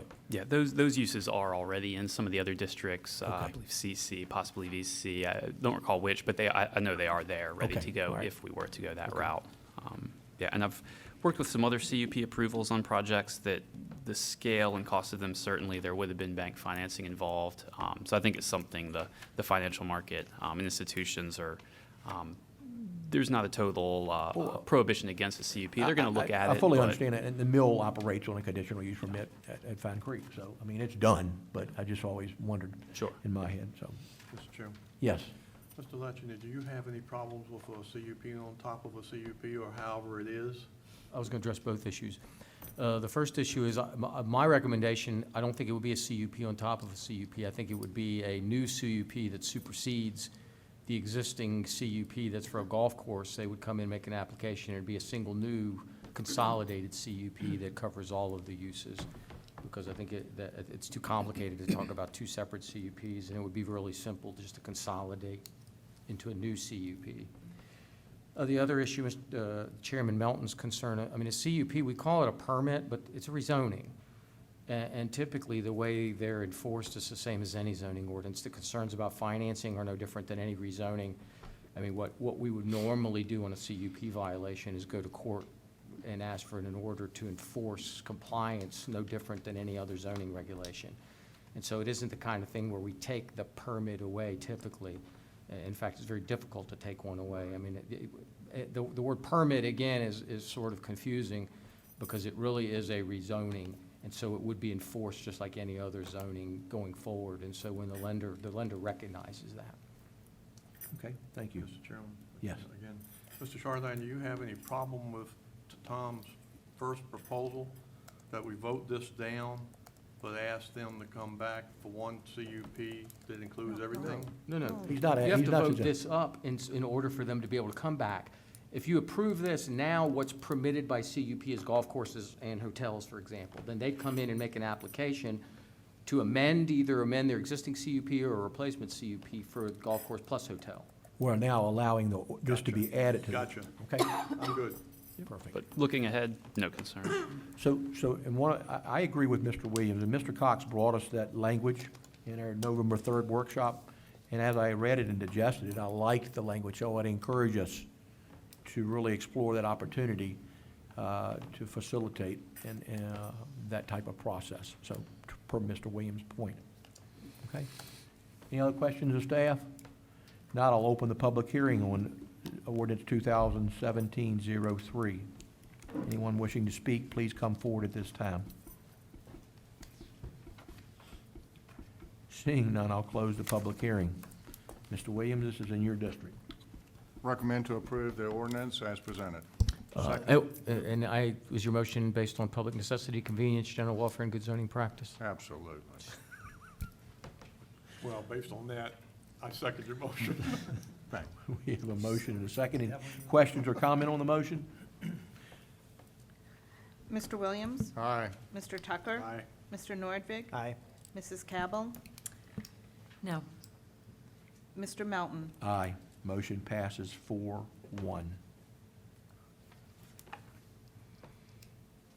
We'll now move on to our next public hearing, 2017-01. The County of Powhatan request authorization for deed easement, deeding approximately .26 acres of land for drainage easement running across the portions of the county owned by tax parcel, blah, blah, blah. And Ramona, you're going to take this. Thank you. Good evening. You'll find this on page 153 of your packet. This is just a request for a stormwater retention basin that the school board needs for their bus garage that they're installing. And it's on our property behind Company One, but it doesn't have any adverse impact to what we're using the land for. And in fact, it actually helps us with, they took the fill material that they took out of the basin, they created another area for the chief to do some training and stuff on. So, and there was already a drainage path that went through that property, so it really doesn't impact the property, and it helps the bus garage take care of their drainage issues. Okay, any questions of staff? Pretty self-explanatory. Thank you, Ramona. We'll now hold a public hearing on 2017-01. Anyone wishing to speak, please come forward at this time. Seeing none, I'll close the public hearing. I'll make a motion, we approve ordinance 2017-01.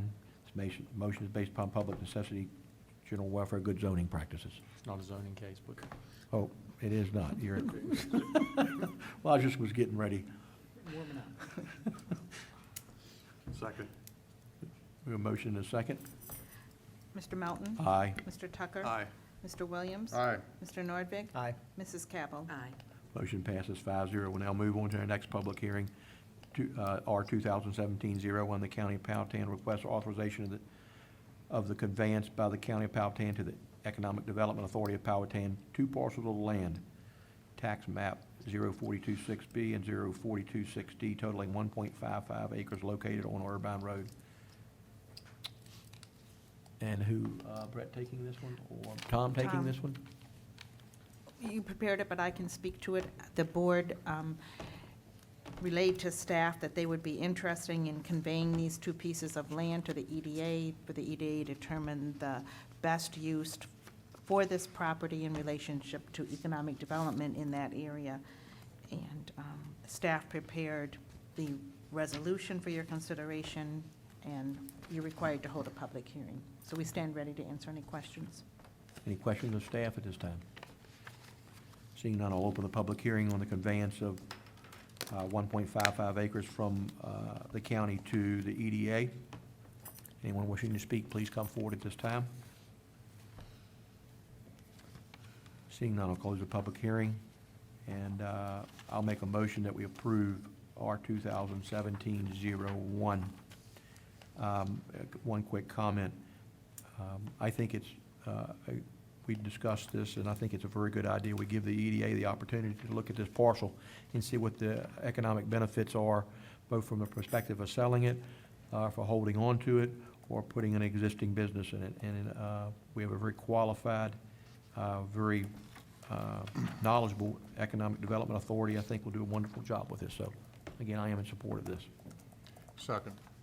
Motion and a second. Any other comments or questions? Mr. Chairman, make one suggestion, Yes. or at least one item for your consideration, and that is before it's deeded, that we consolidate it into a single parcel instead of the 2, the one little small parcel, that it might be more practical at our level to consolidate it into a single parcel before it's deeded. Does that affect the public hearing at all? No, because it's still the same amount of land that we've advertised being So given we're- away. Okay. Yeah, I'm just suggesting that when we deed it, we turn it into one parcel for. That can be done just by directive though, right? Yes, does it? Right, yeah. Mr. Williams, got any thoughts on that? Larry, anybody? I'm okay with that. Thank you, Tom, for the suggestion. I think it's a good idea. So we have a motion and a second.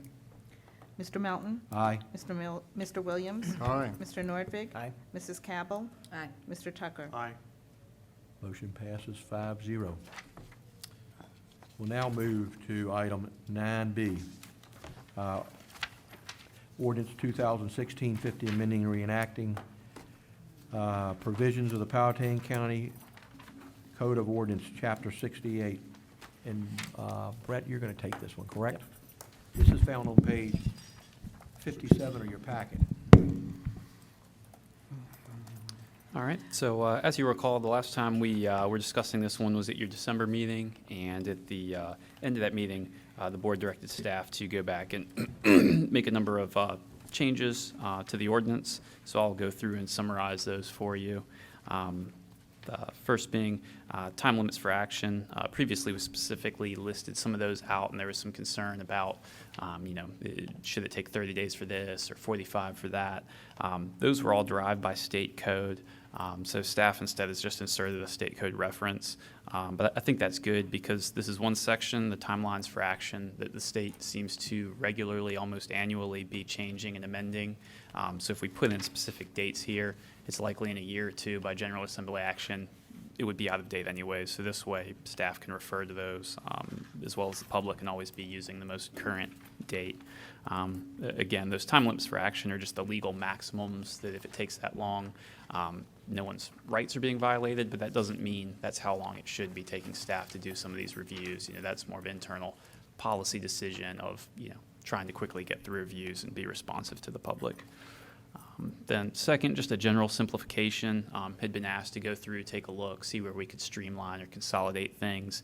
The format of the previous ordinance would restate a lot of the same things over and over in each section. So by combining those, we were able to take out quite a number of pages without changing the content of the ordinance. Then right-of-way, put in the current ordinance on the books today has a requirement that when you're calculating the minimum lot area, you exclude public road right-of-way, and so that is back in the draft.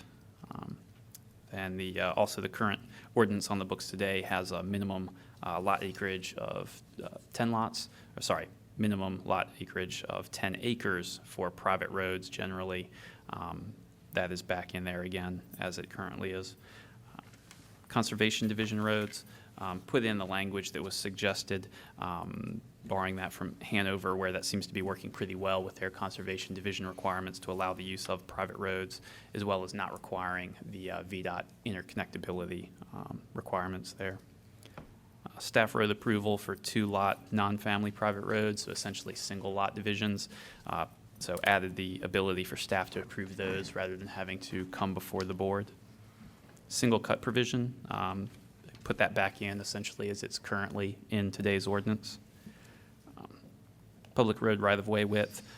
Previously, we had a specific width of 50 feet, although in some instances, VDOT will allow less than that. So we just changed that to default to VDOT's requirements. Most instances, it'll probably be 50 feet, but in some unique instances, this would allow the flexibility to go a little narrower if VDOT approves it. Then the clarification on gravel road, there was some concern that the way the language was written, that the gravel road was a tar and gravel spec. That's not what it would be, so just revise the language there to make that a little more clear. And then the parent track definition, work with the county attorney to revise that definition. Then have 3 corrections here. And I apologize for these, been through the ordinance a number of times, but still a couple were brought to my attention. On page 65, the table of processes there, still listed Planning Commission as having a role in the private road approval process. So that would just be deleted since those would now be going to the board. Then on page 112, add single cut. So those platting requirements there that are currently listed for family and minor divisions, they should also apply to single cut. So just need to add the word single cut there.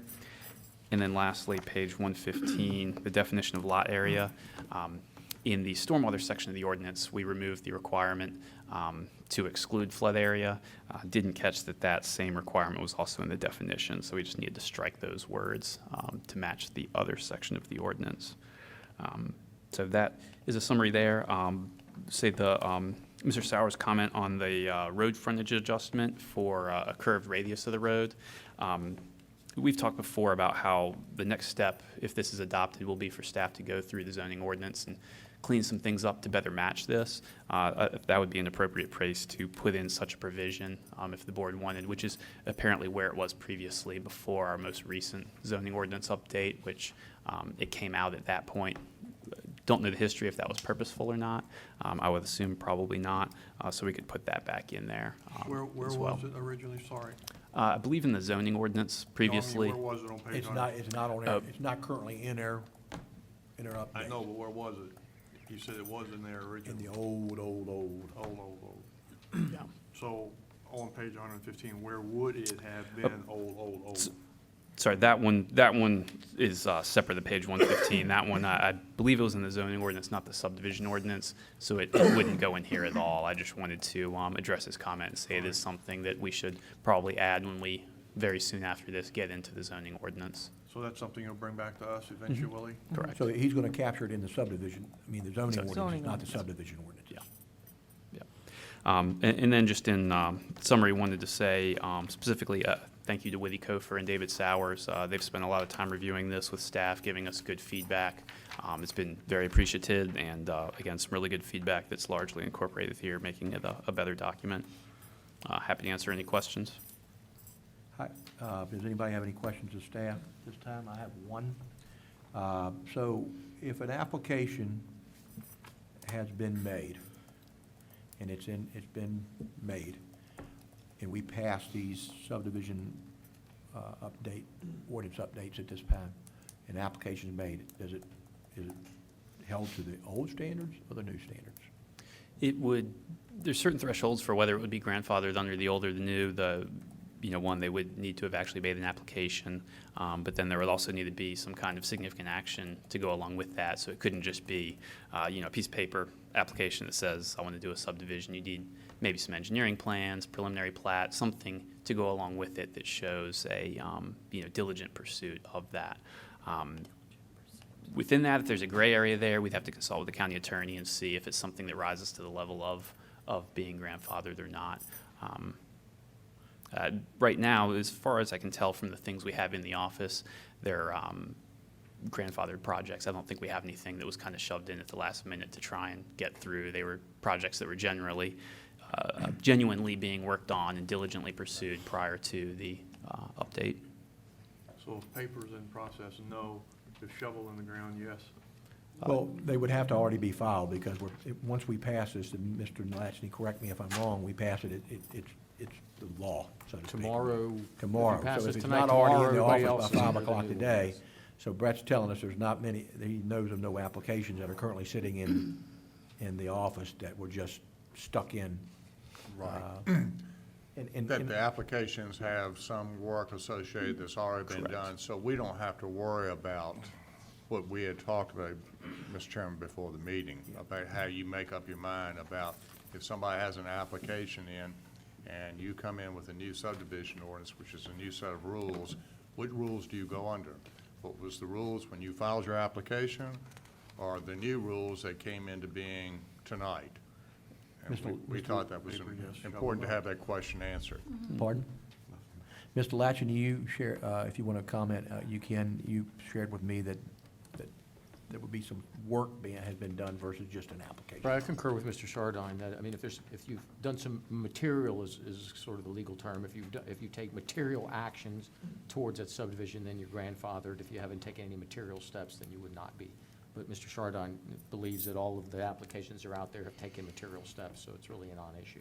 Well, and my thought process is as a developer, if you sit at home and you've done your homework and you've done all your math and you've done some material work, you've done that because your numbers work, and all of a sudden the rules change and your numbers might not work. So I'm okay with it as long as we have clear understanding that there is material. So again, hopefully we didn't have any that came in at the last minute that just filed an application. Yeah, no, other places when I've done code amendments, you'll get a flurry of people trying to cram them in. Here, everybody was working pretty genuinely under the, old rules, and also looking forward and planning that anything applied after this, they'd go with the new rules. Everybody, no real trying to subvert the ordinance. Okay. Mr. Williams, you I started just had a memory. Remember back when we were on the planning commission and people would submit their applications right before the vote on proffers by the board that evening? You'd see applications come in. That's why I was smiling. I remember those days, Mr. Williams. So, any other questions of staff? Mr. Dorvig, do you have some questions? I might have missed it, Brett, but on page 59, did you make a change to the year date on the bottom? No, sorry, it should be Okay. 2017. Yeah, it says January 23rd, 2016. It should say 2017 there. Mr. Dorvig? I was bound to do that at some point this year. I'm sorry it was on your packet. I did it with the first check I wrote. I do it all the time. Okay, I have a few more questions for you, Brett. Yep. And I can go as slow as you need. Family divisions, can we talk about that for a second? Sure. We're again doing, let's see, we're doing a 5-year minimum, correct? They split, they have to do, that's a 5-year minimum. Correct, no change. 2-acre minimum. Reasonable access easement / easement to a public road. And we're still doing 20-foot easements for 1 to 2 lots and 40-foot easements for 3 to 10. And the first 2 can be gravel, and the 3 to 10 have to be county specs, correct? Correct, a higher spec, yeah. road. Okay. Yep, And then, go ahead. It still can be gravel, though. correct, yeah, just a higher spec. No, I understand. So road bed, drainage, ditches, et cetera. Exactly. Is affected, okay. So, one more time, I guess, to my colleagues, this is to them, Brett, to the other 4. So if you have a family that is splitting the acreage, and they want 3 lots, and even one of those is toward the back, we are requiring them to build a pretty substantial road for certainly 6 figures if they have a sizable amount of land, correct? So I guess my question is, if somebody wants to split and give 2 of their children land, we now have 3 lots. We now are requiring county specs. An access road that might be 1/3 of a mile long is gonna cost about $130,000 to $150,000. And that's gonna, they can't bond that. That's gonna be mostly cash. They can get a loan. Are we about to sign off on something that is completely unrealistic? How many people here think that the average family, especially elderly, can split twice to give to 2 kids and be able to afford the road that we're requiring? Is this realistic? Go ahead. And I hear you, Mr. Norvig. I have a question. So Brad, have we changed anything from the existing code that was currently there? No, so So the it's- road requirement would be the same as it is today and has been at least recently in the past. So my understanding is that that largely has been working. You know, I haven't heard that So a we real had people, concern we with had that, people correct. making application to do these type of things? As far as I know, yeah. And Mr. Chairman, that's why I read the things before that, was to ascertain if there are any major changes, and there are none. I'm aware that there are no changes from the old ordinance. Okay. But this is a new ordinance, and it's not encoded yet. And we're the people, us 5, that passed that Got it. law. I understand. So I'm asking us, taking a fresh look at this subdivision ordinance, which is what it's all about, is this realistic?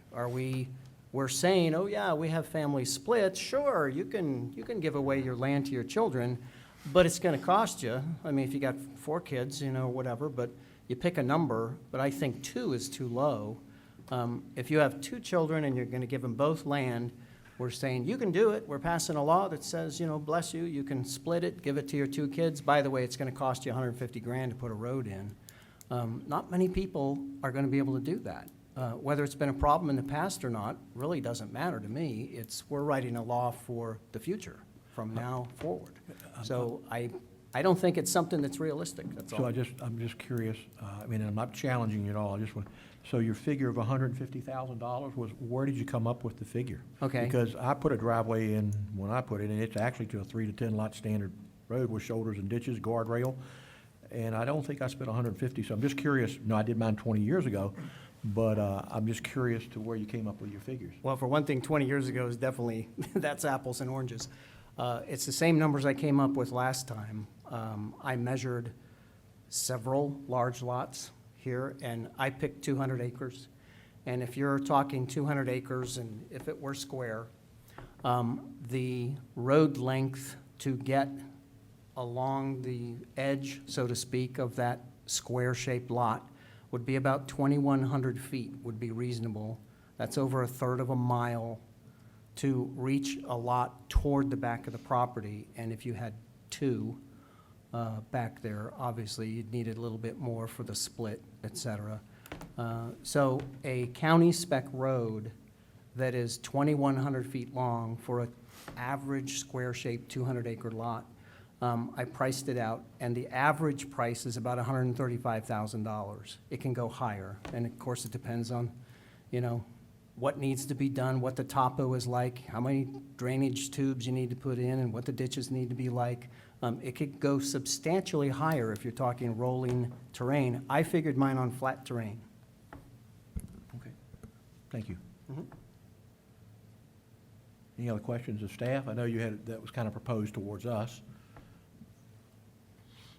Well, and actually, I guess that's not rhetorical. I'd like an answer from the four. This is discussion period. How many people think that this is a realistic law? The question is, do you think this is a realistic law? I'm going to go back to what I've said. It's no change from what we currently had. Right. No one had approached me over the years. I was on the planning commission for 12 years. I was on the board now for, this would be coming into the 6th year, I guess. And no one's approached me about the unaffordability of that. I've been approached over the years that, by some people in this room that said, with your private road standards, you're almost to a public road standard anyway. And I said, well, when we won the commission, we wrestled with those standards because of safety and ingress of fire and rescue. We required cul-de-sacs, we required no tapering allowed, because at that time we had all this tapering going on, so we would get to the end of the road and you could barely get a car down it, much less a fire truck. So, and then I go back to, we need to be very consistent in our private roads, that we don't have staff managing a family private road and in a private road that a developer may choose to do as his developmental tool. So I understand that the cost may be challenging, but again, I go back to that it's no change, and I haven't heard anything from anybody that said it was an exorbitant amount for them. So I'm okay with the way it's written, and I do appreciate what you said to us, Mr. Norvig, and I will be open if all of a sudden we get a group of people who feel like the costs are exorbitant and out of control, then maybe we'll look at it at another time. Well, I would just like to add to that, Mr. Chairman, that I actually have two constituents in District 2 that are looking at this issue. I know we discussed specifically the Osborne property, and I understand that it's landlocked. You don't need to say it again, Mr. Williams, but I know that they have a separate issue that would probably require a real estate attorney, et cetera. There still may be ways to fix their particular issue, but it does bring up the fact. It does bring up the fact. There is someone currently looking to split their land more than what we'd allow. They would fall if they had normal access, so to speak, to a public road. They would fall into this 3 to 10 category. There's one other constituent in District 2 that is considering this and is watching probably right now to see what we do. So, you know, that's how we did it in the other ordinance. That, to me, sounds just like, well, we've always done it that way, and that's really not a reason to me. What a previous board, a previous planning commission did, we can build on it, but we are a new board, and we are writing our own law right here going forward. So this does come up. It's come up in my district currently twice. So I understand what you're saying, but I don't really care how they used to do it. And it is a current issue. So I have to disagree there. Okay. So again, my question is, how many people think this law is realistic for most citizens, including the couple of citizens that are looking at it currently? Mr. Norvig, again, this is my last comment on it. I'm a little taken aback that you think that I would be so narrow-minded to say just because we did it in the past that we're going to do it in the future. I bake mine on data-driven decisions, and data-driven decision is that we didn't change the ordinance. The ordinance has been working, and the ordinance was written for safety and other reasons and valid reasons, talked to by staff, by our fire department, by our police department, and many other decisions. So it wasn't just a willy-nilly decision. It was made on fact-based decisions. So that's all I have to say. Well, one of those facts, I asked the question last time, why only 2? Where did we get the number 2? That does not match the average number of children that the average set of parents have. That number two doesn't, it has no data analysis behind it. So I disagree. If you went with data, you could either go with just under 3 or just over 3 in Powhatan, number of children. We are talking about family splits here. I don't think it's that much of a hardship to have a different number for a family split as it is for a developer split. A developer is not giving land to his children. And again, it's been brought up, I thought very well by the Osborne family, that these large tracts out here that are owned especially by elderly people, this is a dirt 401K for a lot of these people. They don't have the cash sitting in a savings account. This land is meant to have value, and that value is meant to transfer to the child. Most of them have 2 children or 3 children. So that's the average. So I guess that's the last I have to say is we're allowing 1 split, and that's not enough. Thank you. Thank you, Mr. Norville, for your comments. And does anyone else have any comments they want to make about Mr. Norvig's situation? If not, I'll, and does anybody else have any questions of staff? If not, I'll call the question. And There is no question, there's no motion pending. no motion, okay. I have one more question of Brett. Different topic. Thank you. You getting tired of standing there, Brett? No, I'm good. Okay. Let's see. Can't rent it out. In our new ordinance, we are continuing, so to speak, the policy that you cannot rent out the property if it's a family division. Is that correct? And maybe I asked too obscure a question here. I'll take any staff input on that. Was that on page 70, Mr. Norville? Oh, I'm sorry. Well, all I can tell you is it's past page 71. Basically, what I read was you can't rent it out, and I was wondering about, situations like if you have a roommate, we have people that aren't married, that live together nowadays. So I thought we better ask the question, what happens if somebody gets a family split and they want to have a roommate? Do we not require rent for some particular reason? Yeah, looking for the specific rental prohibition here, if there is one. If there is one. It would be past page 71, and I'm sorry I don't have the page number, but, or Tom, do you want to weigh in? I'm looking, I don't see anything. Sorry, should have had that.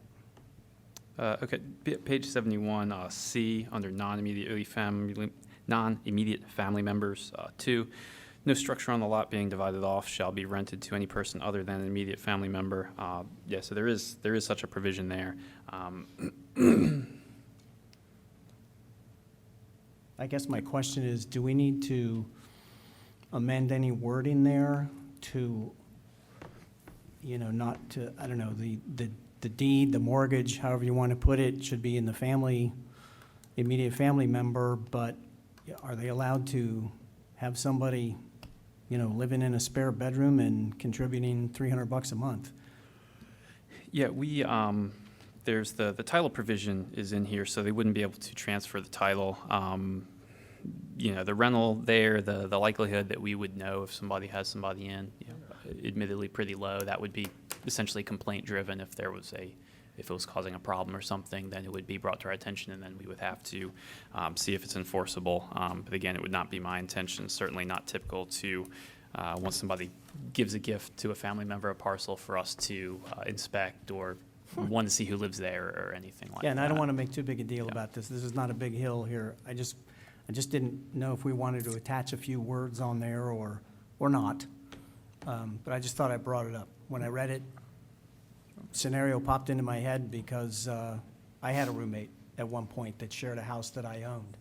And he was very good to give me half of the mortgage payment for a couple of years. And I just want to make sure that, people are free to do that under this law. Mr. Norvig, if I could, I think the purpose of this, there's a catch-all provision in state law, I think we have it in our ordinance too, that says that you can't use a family division to circumvent the subdivision ordinance. In fact, we've got an item in closed session we're going to discuss tonight on that very subject.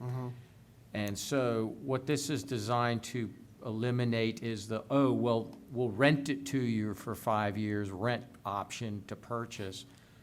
It's really a sentence designed to put people on notice that you're not going to be able to do a rent option as a way to go around our subdivision ordinance. As Mr. Chardine said, if you rent a room, I would say the structure itself is not being rented. This says a structure being rented. So Okay.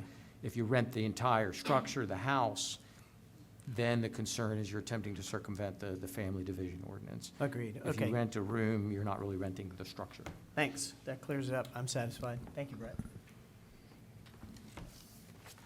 Any other questions of staff? Mr. Chairman, we just want to remind you that if you want to make a motion tonight, that we ask that you include in your motion with the corrections as presented by staff on pages 65, 112, and 115. Okay. First of all, thank you for all the work you've done, Brett. I think we've had 16 meetings on these zoning, these subdivision updates, so it's time to put them to rest. Mr. Norvik, thank you for your comments. I'm going to make a motion, but before I make the motion, I have one other comment. If we started out that private roads weren't going to be allowed in this update at all, we're now allowing private roads. If the private road cost on a family exemption is so exorbitant, then people need to bring it to the board and let the board digest that. But I have not heard in my years that anyone has ever brought that to my attention. So therefore, I am in support of ordinance 2016-50, amending provisions of the Powhatan County Code of Ordinance, Chapter 68, with the changes on page 65, 112, and 115. And I make this motion. Do I need to say the language, or was it part of it? It's subdivision, not zoning. so- Excuse me, do we need to add the page with the date change? No, The that's a 15? staff report Okay, only. thank you. That's not what you're adopting. Okay. All right. Any questions about the motion? Comments? Do I have a second? Second. I have a motion and a second. Any other comments? I'm going to resist. Thank you, Mr. I'm, Williams. in the spirit of getting a subdivision ordinance, I'm going to say let's move forward. Let's get this under our belts, get it in place, and if we need to make further changes, we'll do it, but we need to do this tonight. Thank you, Mr. Williams. I agree. Do you want a big piece of saltwater taffy to chew on? All right, well, we have a motion and a second. Mr. Melton? Aye. Mr. Tucker? Aye. Mr. Williams? Aye. Mrs. Cabell? Aye. Mr. Nordvig? Aye. Motion passes 5-0. Thank you, Brett. We'll now have her move on to item 13. Our second public comment period. Anyone wishing to speak, please come forward at this time. And please, to make sure the record's correct, please sign in with your name and address. Seeing none, I'll close the second, oh, excuse me. Go ahead, ma'am. You stayed all night. Oh, she's, okay. I thought she wanted to speak. She's out of here. So I'll close the second public comment period, and we'll move on to item 14, county attorney comments. Tom? Mr. Chairman, the only comment I would have is, sitting on the second row right there is Tim Hennigan. Tim is coming to work for me in a week, and he will actually have a backup attorney. If you can't get me on the phone, I'll be distributing Tim's phone number, and gradually, everybody can get to know Tim, and no charge, no cost to the county. You're getting a second lawyer for, in essence, free. So I wanted to introduce Tim to everybody, and you'll be getting to know him better over the next few weeks. So Tom, if I don't like your answer, I can call him? Exactly. Okay. Exactly. Be careful when a lawyer says you're getting something for free. Be careful. We look forward to working with you, Tim. By the way, nice beard. So, I love it. any other comments, Tom? That's it. Okay, we move to item 15, county administrator comments.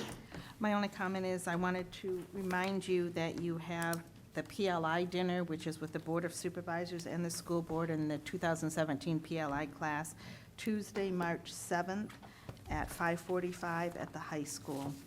And we've added that to your calendar, so we distributed new calendars to you this evening. And also just another reminder that on February 27th at 5 p.m. before your next meeting, the Extension Service is preparing dinner for you in their conference room in the basement of this building. Which date was that, Pat? February 27th, 5 p.m. It's before your meeting. Thank you. Okay, We'll now move on to item 16, board comments. Do we have any board comments? Mr. Chairman, very briefly, and just to reiterate, staff put a heck of a lot of work into the strategic action plan and the subdivision ordinance, among other things. I applaud you all. It's a hard thing to plow through. I know it was difficult just to get all the facts on the table. It's been a long time. You stuck with us. And to the development community who participated and helped, we really do appreciate it, to reiterate again. Thank you, Mr. Chairman. Thank you, Mr. Tucker. Any other comments? I just do, want- Mr. Chairman, I do. Go ahead, Mr. Real quick, Morgan. I wasn't able to be physically present at the last meeting. As you know, I did a conference call. I had a tricky back that just didn't let me come. And I forgot to say it on the conference call, but Laura McFarland would like to say that she sends her best, and she spent part of her recuperation time, she had an operation, she spent part of her recuperation time away attending a local government meeting. I said, you're a glutton for punishment. But I just wanted to make sure that I did say that she sends her best, and I assume I'm speaking for the board when I say I wish her a very speedy recovery. And hurry back, Laura. Thank you, Larry. Thanks for bringing us an update on that.